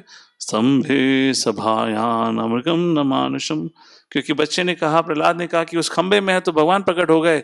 और भगवान ने कैसा रूप लिया? ना मृगम न मानुषम, ना ही तो जानवर का, ना ही तो मनुष्य का। इतना अद्भुत रूप लिया। किसके लिए लिया? किसको प्रसन्न करने के लिए लिया? किसकी आज्ञा के अनुसार भगवान नरसिंहदेव के रूप में अवतरित हुए? प्रहलाद महाराज नहीं भैया, Yes. ब्रह्मा जी। ब्रह्मा जी ने कंडीशन दी थी ना, न हाथी के द्वारा, न जानवर के द्वारा, न मनुष्य के द्वारा, न अस्त्र के द्वारा, न शस्त्र के द्वारा, न मंत्र के द्वारा। तो ब्रह्मा जी के वचनों को शुद्ध, तो इस श्लोक में दो चीज कही गई हैं। एक तो प्रहलाद महाराज के अनुसार खंबे में प्रकट होना, स्तंभे सभायाम नाम रकम न मानुषम सत्यम विधातुम, मतलब ब्रह्मा जी के शब्दों को भी पूर्ण करने के लिए कहा गया। आइए अगला पैराग्राफ पढ़ते हैं। When the boy saint Prahlad महाराज। जब बालक संत प्रहलाद महाराज अपने नास्तिक पिता के समक्ष थे तो उनके पिता ने उनसे पूछा, कहाँ है तुम्हारा ईश्वर? जब प्रहलाद ने उत्तर दिया कि ईश्वर सर्वत्र निवास करते हैं, तो पिता ने क्रुद्ध होकर पूछा कि क्या तुम्हारा ईश्वर इस महल के किसी खंबे में भी है? तो बालक ने कहा, हाँ। उस नास्तिक राजा ने उस खंबे को तुरंत नहीं उन्हीं के सामने खंड खंड कर दिया और भगवान उसी समय नरसिंह के रूप में प्रकट हो गए और उन्होंने उस नास्तिक राजा का संहार कर दिया। इस प्रकार ईश्वर सभी वस्तुओं के भीतर है और वे अपनी विभिन्न शक्तियों से हर वस्तु की सृष्टि करते हैं। वे अपनी अचिंत्य शक्तियों से अपने निष्ठावान भक्त पर कृपा दिखाने के लिए किसी भी स्थान पर प्रकट हो सकते हैं। भगवान नरसिंह उस खंबे के भीतर से नास्तिक राजा के आदेश से नहीं प्रकट हुए थे, अपितु अपने भक्त प्रहलाद की इच्छा से प्रकट हुए थे। कोई नास्तिक भगवान को प्रकट होने का आदेश नहीं दे सकता, लेकिन भगवान अपने भक्त पर कृपा दिखाने के लिए कहीं भी प्रकट हो जाएंगे। इसी प्रकार भगवद गीता 4.8 का कथन है कि भगवान नास्तिकों का नाश करने और आस्तिकों की रक्षा करने के लिए प्रकट होते हैं। निसंदेह भगवान के पास पर्याप्त शक्तियाँ तथा कार्यवाहक हैं जो नास्तिकों का सफाया कर सकते हैं, लेकिन भक्तों पर स्वयं कृपा करने में उन्हें हर्ष होता है। अतएव वे अवतार के रूप में प्रकट होते हैं। वास्तव में वे अपने भक्तों पर अनुग्रह करने के लिए ही अवतरित होते हैं, किसी अन्य प्रयोजन से नहीं। तो भगवान के अवतार लेने का सिर्फ एक ही कारण है, अपने भक्तों को प्रसन्न करना, ना कि असुरों को नाश करना। उस प्रकार से प्रभुपाद जी चर्चा करते हैं। तो भगवान क्यों प्रकट होते हैं? जैसे हम अभी आज सुबह चैतन्य भागवत पढ़ रहे थे, तो उसमें लोग आता है वृंदावन दास ठाकुर के द्वारा कि कैसे अद्वैत आचार्य शांतिपुर में गंगा घाट के समीप पर बैठकर घंटों घंटों तक गंगा माता और तुलसी देवी के माध्यम से शालिग्राम शिला की आराधना किया करते थे और एक ही प्रार्थना किया करते थे, भगवान केवल आप ही इस सृष्टि को बचा सकते हैं, आपको अवतार लेना पड़ेगा।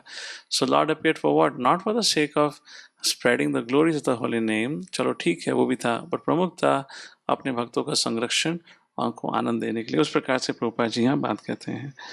अब आगे ब्रह्म संहिता से उदाहरण आता है, पढ़िए। इन द ब्रह्म संहिता, ब्रह्म संहिता 5.35 में कहा गया है कि आदि भगवान गोविंद अपने पूर्ण अंश द्वारा प्रत्येक वस्तु में प्रवेश करते हैं। वे ब्रह्मांड तथा ब्रह्मांड के सारे परमाणु तत्व में प्रवेश करते हैं। वे विराट रूप में प्रत्येक वस्तु से बाहर रहते हैं, किंतु अपने अंतर्यामी रूप में वे प्रत्येक वस्तु के भीतर रहते हैं। अंतर्यामी रूप में वे घटित होने वाली प्रत्येक घटना के साक्षी हैं और हमें अपने कर्मों का फल प्रदान करते हैं। भले ही हम भूल जाए कि हमने पूर्व जन्मों में क्या क्या किया था, लेकिन चूंकि भगवान हमारे कार्यों के साक्षी हैं, अतएव हमारे कर्मों के फल सदैव मिलते हैं और हमें अपने उन फलों का भोगना होता है। आखिरी पैराग्राफ। हाँ, आखिरी पैराग्राफ कंटिन्यू। तथ्य तो यह है कि भीतर तथा बाहर ईश्वर के अतिरिक्त कुछ भी नहीं है। प्रत्येक वस्तु उनकी विभिन्न शक्तियों का प्राकट्य है। जिस तरह अग्नि से ताप तथा प्रकाश उद्भूत होते हैं, इस तरह उनकी विभिन्न शक्तियों में एक रूपता है। इस एक रूपता के होने पर भी भगवान अपने व्यक्तिगत रूप में उन सब वस्तुओं को पूर्ण रूपेण भोगते हैं जो उनके अंश रूप जीवों द्वारा सूक्ष्म मात्रा में भोग्य है। हरे कृष्ण। सो एक बार फिर 5वां मंत्र, तद एजेति तन्नजेति तद दुरे तद्वंतके तदंतरस्य सर्वस्य तद्यु सर्वस्यास्य भायतः। तो भगवान की अचिंत्य शक्तियों का उल्लेख किया गया है। तो इसमें कुछ 2-3 प्रमुख बातें हैं पर्वत के माध्यम से जो देखने को मिलती हैं। सबसे पहले तो भगवान के अचिंत्य गुण का उल्लेख किया गया है कि कैसे भगवान वृंदावन में स्वयं विराजमान होते हुए भी इस सृष्टि के एक एक कोने को पूर्णतः जानते हैं, समझते हैं। उस अचिंत्य शक्ति का उदाहरण देने हेतु मैंने आपसे प्रश्न पूछा था कि क्या इस सृष्टि में भी कोई ऐसी चीज़ जो अचिंत्य है? अचिंत्य शब्द का मतलब क्या है? जो हमारे लॉजिक और हमारे समझ के परे हो। उदाहरण दिया था, गाय घास खाती है, दूध देती है। कोकोनट ट्री जमीन से पानी उठाता है, फिल्टर करता है, नॉट ओनली फिल्टर, स्वीट करता है, और वह कोकोनट वाटर के माध्यम में उपलब्ध होता है। So like that mother Radhika was talking about the clouds.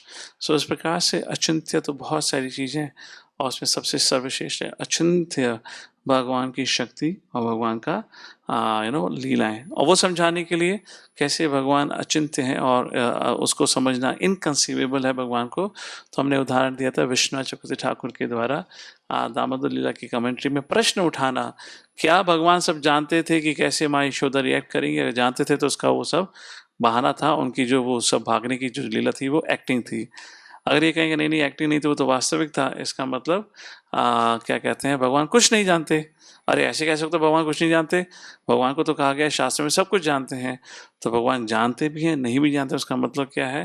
भगवान अपने अंतरंग शक्ति के अनुसार लीला को रचते हैं। तो भगवान जानते भी हैं, नहीं भी जानते। उस प्रकार से श्रीला विष्णु जाकर उस पर टिप्पणी देते हैं। और उसको बताने के बाद बताया गया ये अचिंत्य भेद अभेद तत्व की बात हुई। भगवान जो है उसको व्यक्ति अपने बल पर नहीं समझ सकता। So that Lord is inconceivable in that sense. ऐसी कोई स्थिति आ ही नहीं सकती जहाँ हम कह सकें हमें भगवान के बारे में पूर्णतः ज्ञान प्राप्त हो चुका है। तो बात बनती है कि यार भगवान को समझ नहीं सकते, भगवान हमारे से बहुत परे हैं, बहुत दूर भी हैं, कहने को हृदय में विराजमान है पर उसका हमें एहसास नहीं है। तो भगवान को कैसे समझा जाए या भगवान को कैसे अप्रोच करा जाए? तो तब बात आती है भगवान के विग्रह रूप की। तो कहा गया तद जति भगवान चलते हैं तो भगवान के रूप में, तद नहीं जति भगवान नहीं चलते तो ब्राह्मण के रूप में। तो यहाँ बात आती है डीटी वर्शिप की। अर्च विग्रह एक ऐसा स्वरूप है, वह व्यक्ति जो भगवान को जो वैसे नहीं देख सकता, अब अर्च विग्रह के माध्यम से भगवान का दर्शन ले सकता है, भगवान की सेवा कर सकता है। तो इस विषय में जब deity form of the Lord आया तो यहाँ प्रभुपाद बताते हैं कि देखिए जो बाकी ट्रेडिशंस हैं वो कहते हैं नहीं, भगवान का कोई स्वरूप नहीं है, भगवान को पिक्चर में हम रिप्रेजेंट नहीं कर सकते, इत्यादि इत्यादि, क्योंकि उनके अनुसार वैसा ये चीज़ आध्यात्मिक है। और जब उन्होंने हिंदू टेम्पल्स में ऐसे लोगों ने जब हमला करा था, विग्रह को हानि पहुंचाने का प्रयत्न किया था, उन्होंने निष्कर्ष निकाला कि देखिए तुम्हारे भगवान खुद का संरक्षण नहीं कर सकते तो तुम्हारा संरक्षण क्या करेंगे। इससे काफ़ी लोगों की मुक्ता भी बढ़ी, काफ़ी लोग इससे धोखा भी खाए। पर सिंपल सा काउंटर क्वेश्चन है, अगर भगवान अपनी रक्षा नहीं कर सकते तो क्या आपकी सेक्रेड बुक अपनी रक्षा कर पाएगी? जिस बिल्डिंग में अगर उसमें आग लग जाए, even the book cannot save, so what are you doing about it? तो हमने समझाने का प्रयत्न किया। तो प्रभुपाद देखते हैं क्योंकि परा अपरा शक्ति दोनों भगवान की है, तो जैसे भी भगवान चाहे उस मेटेरियल एनर्जी को स्पिरिचुअल एनर्जी में कन्वर्ट कर सकते हैं। तो प्रश्न बनता है भगवान किसी मैटर को स्पिरिट में क्यों कन्वर्ट करते हैं? वह तब वह स्थिति बनती है जब भगवान का भक्त भगवान से प्रार्थना करता है। तो जो विग्रह सेवा है या विग्रह की स्थापना है, वह वरिष्ठ भक्तों के माध्यम से भगवान को प्रार्थना की जाती है कि आप इस स्वरूप को स्वीकारें और हमारे भक्तों के द्वारा हमारी द्वारा जो की गई सेवा है उसको स्वीकारें। So lord can convert matter into spirit. उस प्रकार से डीटी वर्शिप के ऊपर यहाँ उल्लेख आता है। और फिर फाइनली बात आती है तो भगवान किसके लिए प्रकट होते हैं, या भगवान चलिए डीटी इंस्टॉलेशन में भक्तों की प्रार्थना से भगवान उसको स्वीकार लेते हैं, डीटीज को हुआ है उस प्रकार से उसमें उपस्थित हो जाते हैं। Now deities is not different. तो प्रश्न बनता है क्या गुण होता है या किसके लिए भगवान इस प्रकार से मैटर को स्पिरिट में ट्रांसफॉर्म कर सकते हैं? और वो उदाहरण था प्रहलाद महाराज का, यह बताया सत्यम विधातुम निज भृत्य भाषितम। अपने भक्त भृत्य अपने दास के बोले वचन को पूर्ण करने के लिए भगवान उस प्रकार से उपस्थित होते हैं, अलग अलग स्वरूप में उपस्थित होते हैं या विग्रह के रूप में उपस्थित होते हैं। उस प्रकार से फिर यहाँ बात आई है कि कैसे भगवान। और दूसरा प्रहलाद महाराज के कहने में स्तंभे सभायाम, और ब्रह्मा जी के कहने पे नामृगम न मानुषम, तो नरसिम्हा का जो अवतार था वो भक्तों के द्वारा ऑर्केस्ट्रेट या डिजाइन किया गया था एक दृष्टिकोण से। लाइक दिस ये बात की गई है। भगवान चलते हैं भगवान के रूप में और ब्राह्मण के रूप में भगवान नहीं चलते, इस प्रकार से बताया गया है। So this concludes this verse. इसके 3-4 जो प्रमुख पॉइंट थे वो मैंने आपके समक्ष रिपीट करे, रिवाइज करे हैं। इसका जो एक अनोखा और अच्छा सब्जेक्ट मैटर है वो है डीटी वर्शिप। तो डीटी वर्शिप के ऊपर हम कुछ श्रील प्रभुपाद जी के द्वारा दी हुई कमेंट्री को पढ़ लेते हैं। श्रीमद् भागवतम 7वां स्कंद 5वां अध्याय 23वां और 24वां श्लोक है। ये मेरे पे इंग्लिश में पढ़ा है, तो ये इंग्लिश में हम इसको पढ़ लेते हैं। I hope all of you will get it. Please read out और let's have an online audience. Would anyone like to read it? ये हमने पर्पट एक्सट्रैक्ट करा है अर्चनम वंदनम, दैट पर्टिकुलर श्लोका। श्रवणम कीर्तनम विष्णु स्मरणम पाद सेवनम अर्चनम वंदनम दास्यम साख्यम आत्मा निवेदनम। कोई भक्त पढ़ना चाहेंगे ये पर्पट? अगर आपको विजिबल है। Oh already hands are up. All right, we can have one paragraph. Mother Anjana, फिर then Nikhil Prabhu, mother Kamalika and then mother Shivani. Please go ahead. Hare Krishna. Archanam. After Pad Sevanam comes the process of Archanam, worship of deity. If one is interested in the process of Archanam, one must positively take shelter of a bona fide spiritual master and learn the process from him. There are many books for Archana, especially Narad Pancharatra.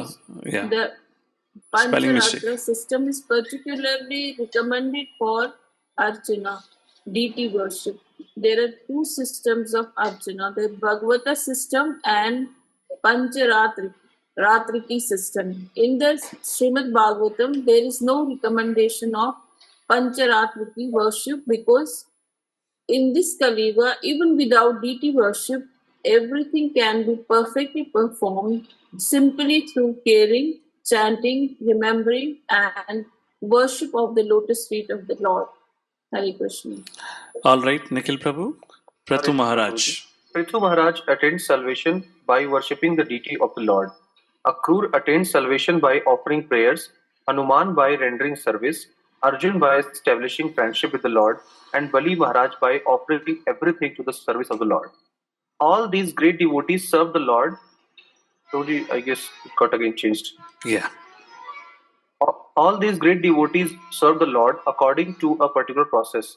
But every one of them attained salvation and became eligible to return home back to Godhead. This is explained in Srimad Bhagavatam. Next devotee. It is therefore recommended that initiated devotees follow the principles of Narada Pancharatra by worshipping the deity in the temple. Especially for householder devotees who are opulent in material possessions, the path of deity worship is strongly recommended. An opulent householder devotee who does not engage his hard-earned money in the service of the Lord is called a miser. One should not engage paid brahmanas to worship the deity. Continue. If one does not personally worship the deity but engages paid servants instead, he is considered lazy, and his worship of the deity is called artificial. This is one of the purpose जहाँ पे बहुत विस्तार से प्रभुपाद विग्रह के बारे में चर्चा करते हैं. Next devotee, please read. An opulent householder. Hare Krishna.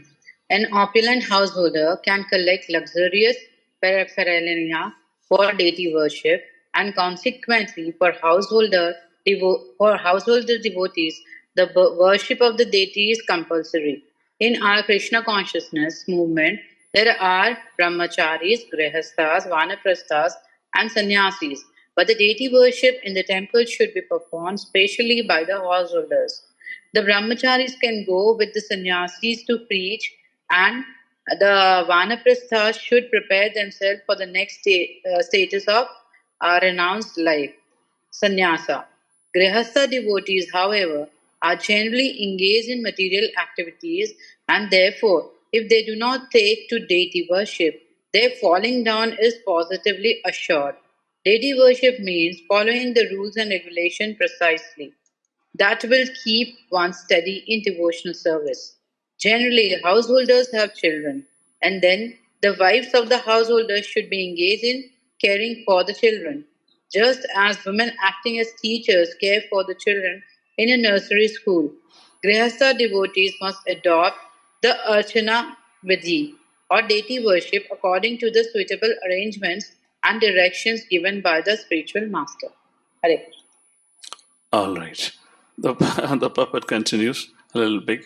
Who else do we have would like to read? जिन्होंने अभी तक पढ़ा नहीं है. Can I read, Prabhuji? Who is there? Yes, Mother Chintamani was speaking. Who? Yeah. Okay, Varun Prabhu is there. So Mataji also spoke, right? Mother Chintamani. Yes, yes. Please go ahead, Mother. Then Varun Prabhu afterwards and Chaitanya Bhagwan Prabhu. Yeah. And then Kamalika Mataji. Yes, Mother. Regarding those unable to take to the deity worship in the temple, the following statement in the Agni Purana: any householder devotee circumstantially unable to worship the deity must at least see the deity worship, and in this way he may achieve success also. The special purpose of deity worship is to keep oneself always pure and clean. Grihastha devotees should be actual examples of cleanliness. Next. Should I somebody else? Hare Krishna Prabhu. Yes. Deity worship should be continued along with hearing and chanting. Therefore, every mantra is preceded by the word Namaha. In all the mantras, there are specific potencies of which the Grihastha devotees must take advantage. There are many mantras preceded by the word Namaha, but if one chants the holy name of the Lord, he receives the result of chanting Namaha many times. By chanting the holy name of the Lord, one can reach the platform of love of Godhead. All right. Just one last page. Why am I reading all this? I'll just give you just about in a short while. Next devotee, please go ahead. One might ask. Yes, Chaitanya Bhagwan Prabhu. One might ask, then what is the necessity of being initiated? The answer is that even though the chanting of the holy name is sufficient to enable one to progress in spiritual life to the standard of love of Godhead, one is nonetheless susceptible to contamination because of possessing a material body. Consequently, special stress is given to the Archana Vidhi. One should therefore regularly take advantage of both the Bhagavata process and Pancharatriki process. Hare Krishna. Mother Kamlika, the last paragraph. Deity worship has two divisions, namely pure and mixed with fruitive activities. For one who is steady, deity worship is compulsory. Observing the various types of festivals such as Sri Janmashtami, Ram Navami and Narasimha Chaturdashi is also included in the process of deity worship. In other words, it is compulsory for householder devotees to observe these festivals. Hare Krishna.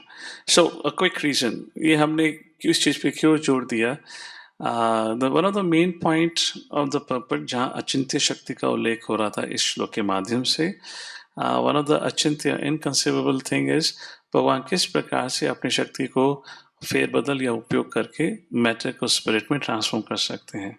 सो हमारी संस्कृति, हमारे lineage, हमारे वैष्णव परंपरा में deity worship पे बहुत जोर दिया गया है और वह विग्रह भगवान से अभिन्न है. क्यों अभिन्न है? उसका उदाहरण प्रहलाद महाराज के रूप से आया, सत्यम विधातुम निज भृत्य भाषितुम. तो जैसे प्रहलाद महाराज ने कहा कि मेरे प्रभु इस खंबे में भी हैं, उसी प्रकार से शुद्ध भक्तों के आह्वान से भगवान उस विग्रह में भी उपस्थित होते हैं. जब नरसिम्हदेव एक खंबे से प्रकट हो सकते हैं, स्तंभे सभायाम न मृगम न मानुषम, न मनुष्य न पशु का रूप लेकर धारण हो सकते हैं, क्योंकि ब्रह्मा जी के वचनों को पूर्ण करना था, तो क्या भगवान इस विग्रह में नहीं आ सकते? उस प्रकार से बताने के लिए प्रभुपाद जी ने भगवत में छोड़ दिया। और वह समाज के लोग जो कहते हैं विग्रह सेटन और व्हाट नॉट दे स्पीक, उनका एक फिलोसफिकल मिसअंडरस्टैंडिंग या कमी है। In fact it's an insult to the Lord. भगवान को इस प्रकार से अपूर्ण कह देना कि भगवान केवल एक ही प्रकार से एग्जिस्ट कर सकते हैं, दूसरे प्रकार से एग्जिस्ट नहीं कर सकते, तो ये आपने भगवान की शक्तियों को ही कम कर दिया है। इसलिए वैष्णव थियोलॉजी के अनुसार भगवान 3 लेवल पे एग्जिस्ट करते हैं, ब्राह्मण, परमात्मा और भगवान। और व्यक्ति की अपनी अपनी रियलाइजेशन के अनुसार भगवान का उसको एहसास होता है। तो यस, भगवान चलते हैं भगवान के रूप में, भगवान नहीं चलते हैं ब्राह्मण के रूप में। यस, भगवान कार्य करते हैं भगवान के रूप में, कार्य करवाते हैं अपने भक्तों से परमात्मा के रूप में, और ब्राह्मण के रूप में कोई भी कार्य नहीं करते हैं। ये इस प्रकार से श्लोक में बताया गया है। तो उसको तभी समझा जा सकता है जब हम भगवान को 3 स्तर पे समझेंगे, ब्राह्मण, परमात्मा एंड भगवान। और ये तीनों ही अध्यात्म है। उसको एक भौतिकवादी व्यक्ति उसको नहीं देख सकता, छू सकता, स्पर्श कर सकता है, सेवा कर सकता है। तो भगवान अपने भक्तों पे कल्याण करने के लिए then that spirit or spiritual energy appears in this world in the form of a vigraha, और उसके अनुसार भक्तों से वह सेवा स्वीकार करते हैं। इस प्रकार से भगवान की अचिंत्य शक्तियों को समझा जा सकता है। ऑल राइट, हरे कृष्ण। किसी का इस विग्रह या इस विषय को लेकर कोई या अचिंत्य शक्ति के उल्लेख के ऊपर कोई प्रश्न या कोई टिप्पणी है?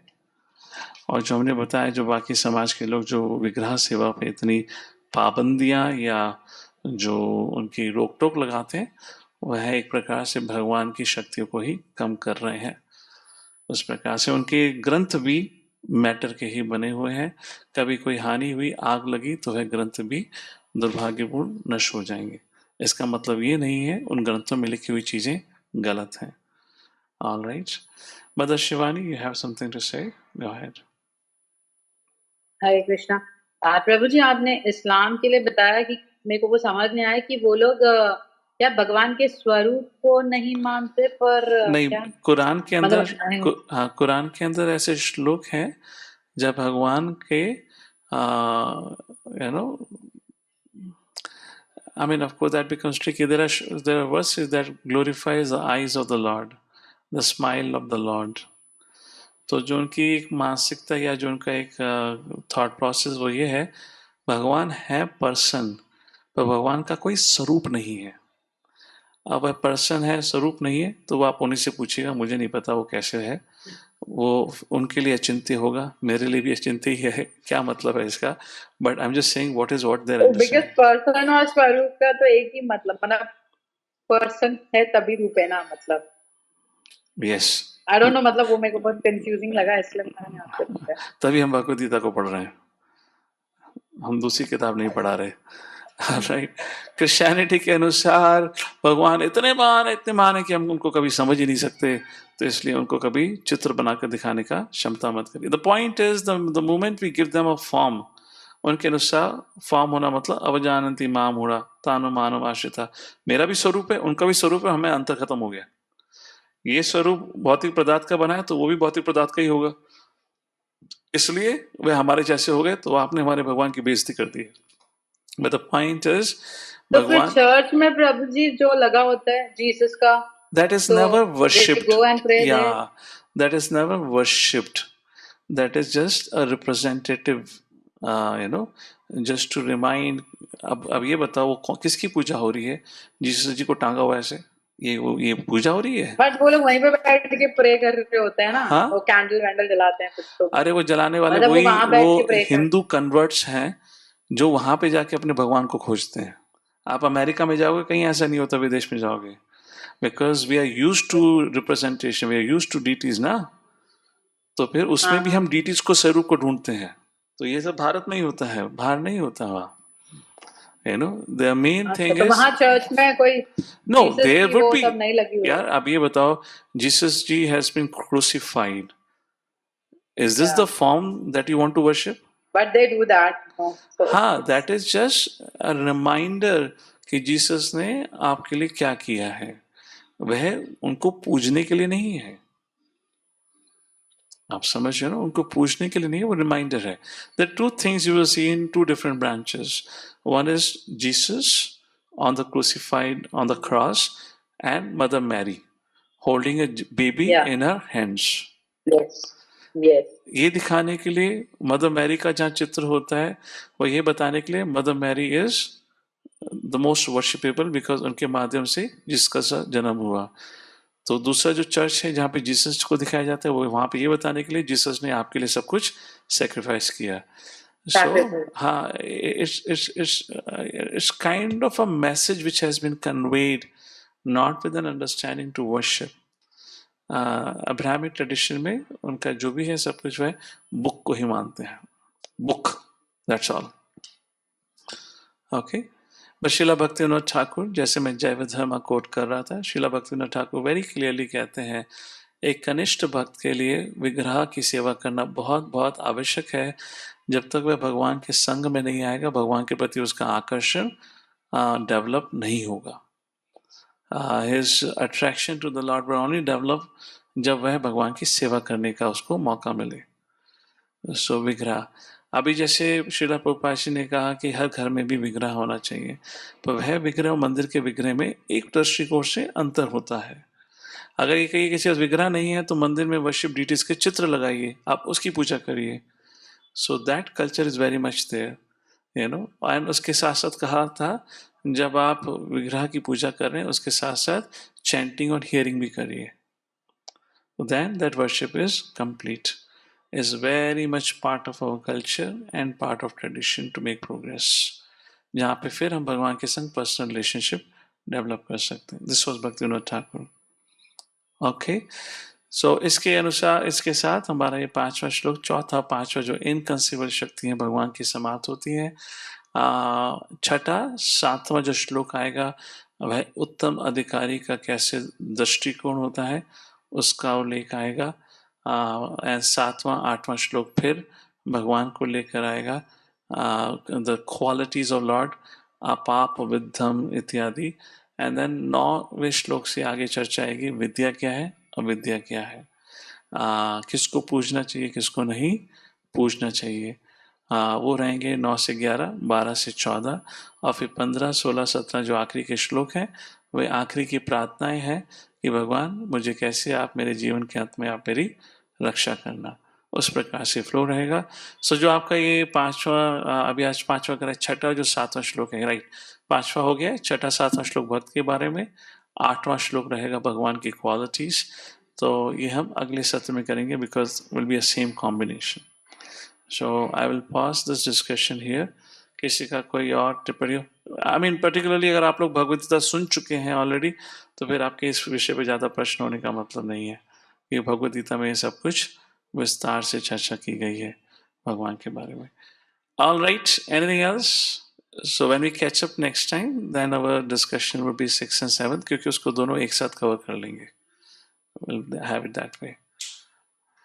So we'll pause here for today. All right, Kuntal Prabhu? Yes, Prabhu. Thank you, Prabhu. All right. Jagadguru Srila Prabhupada ki jai. Shri Ishopanishad ki jai.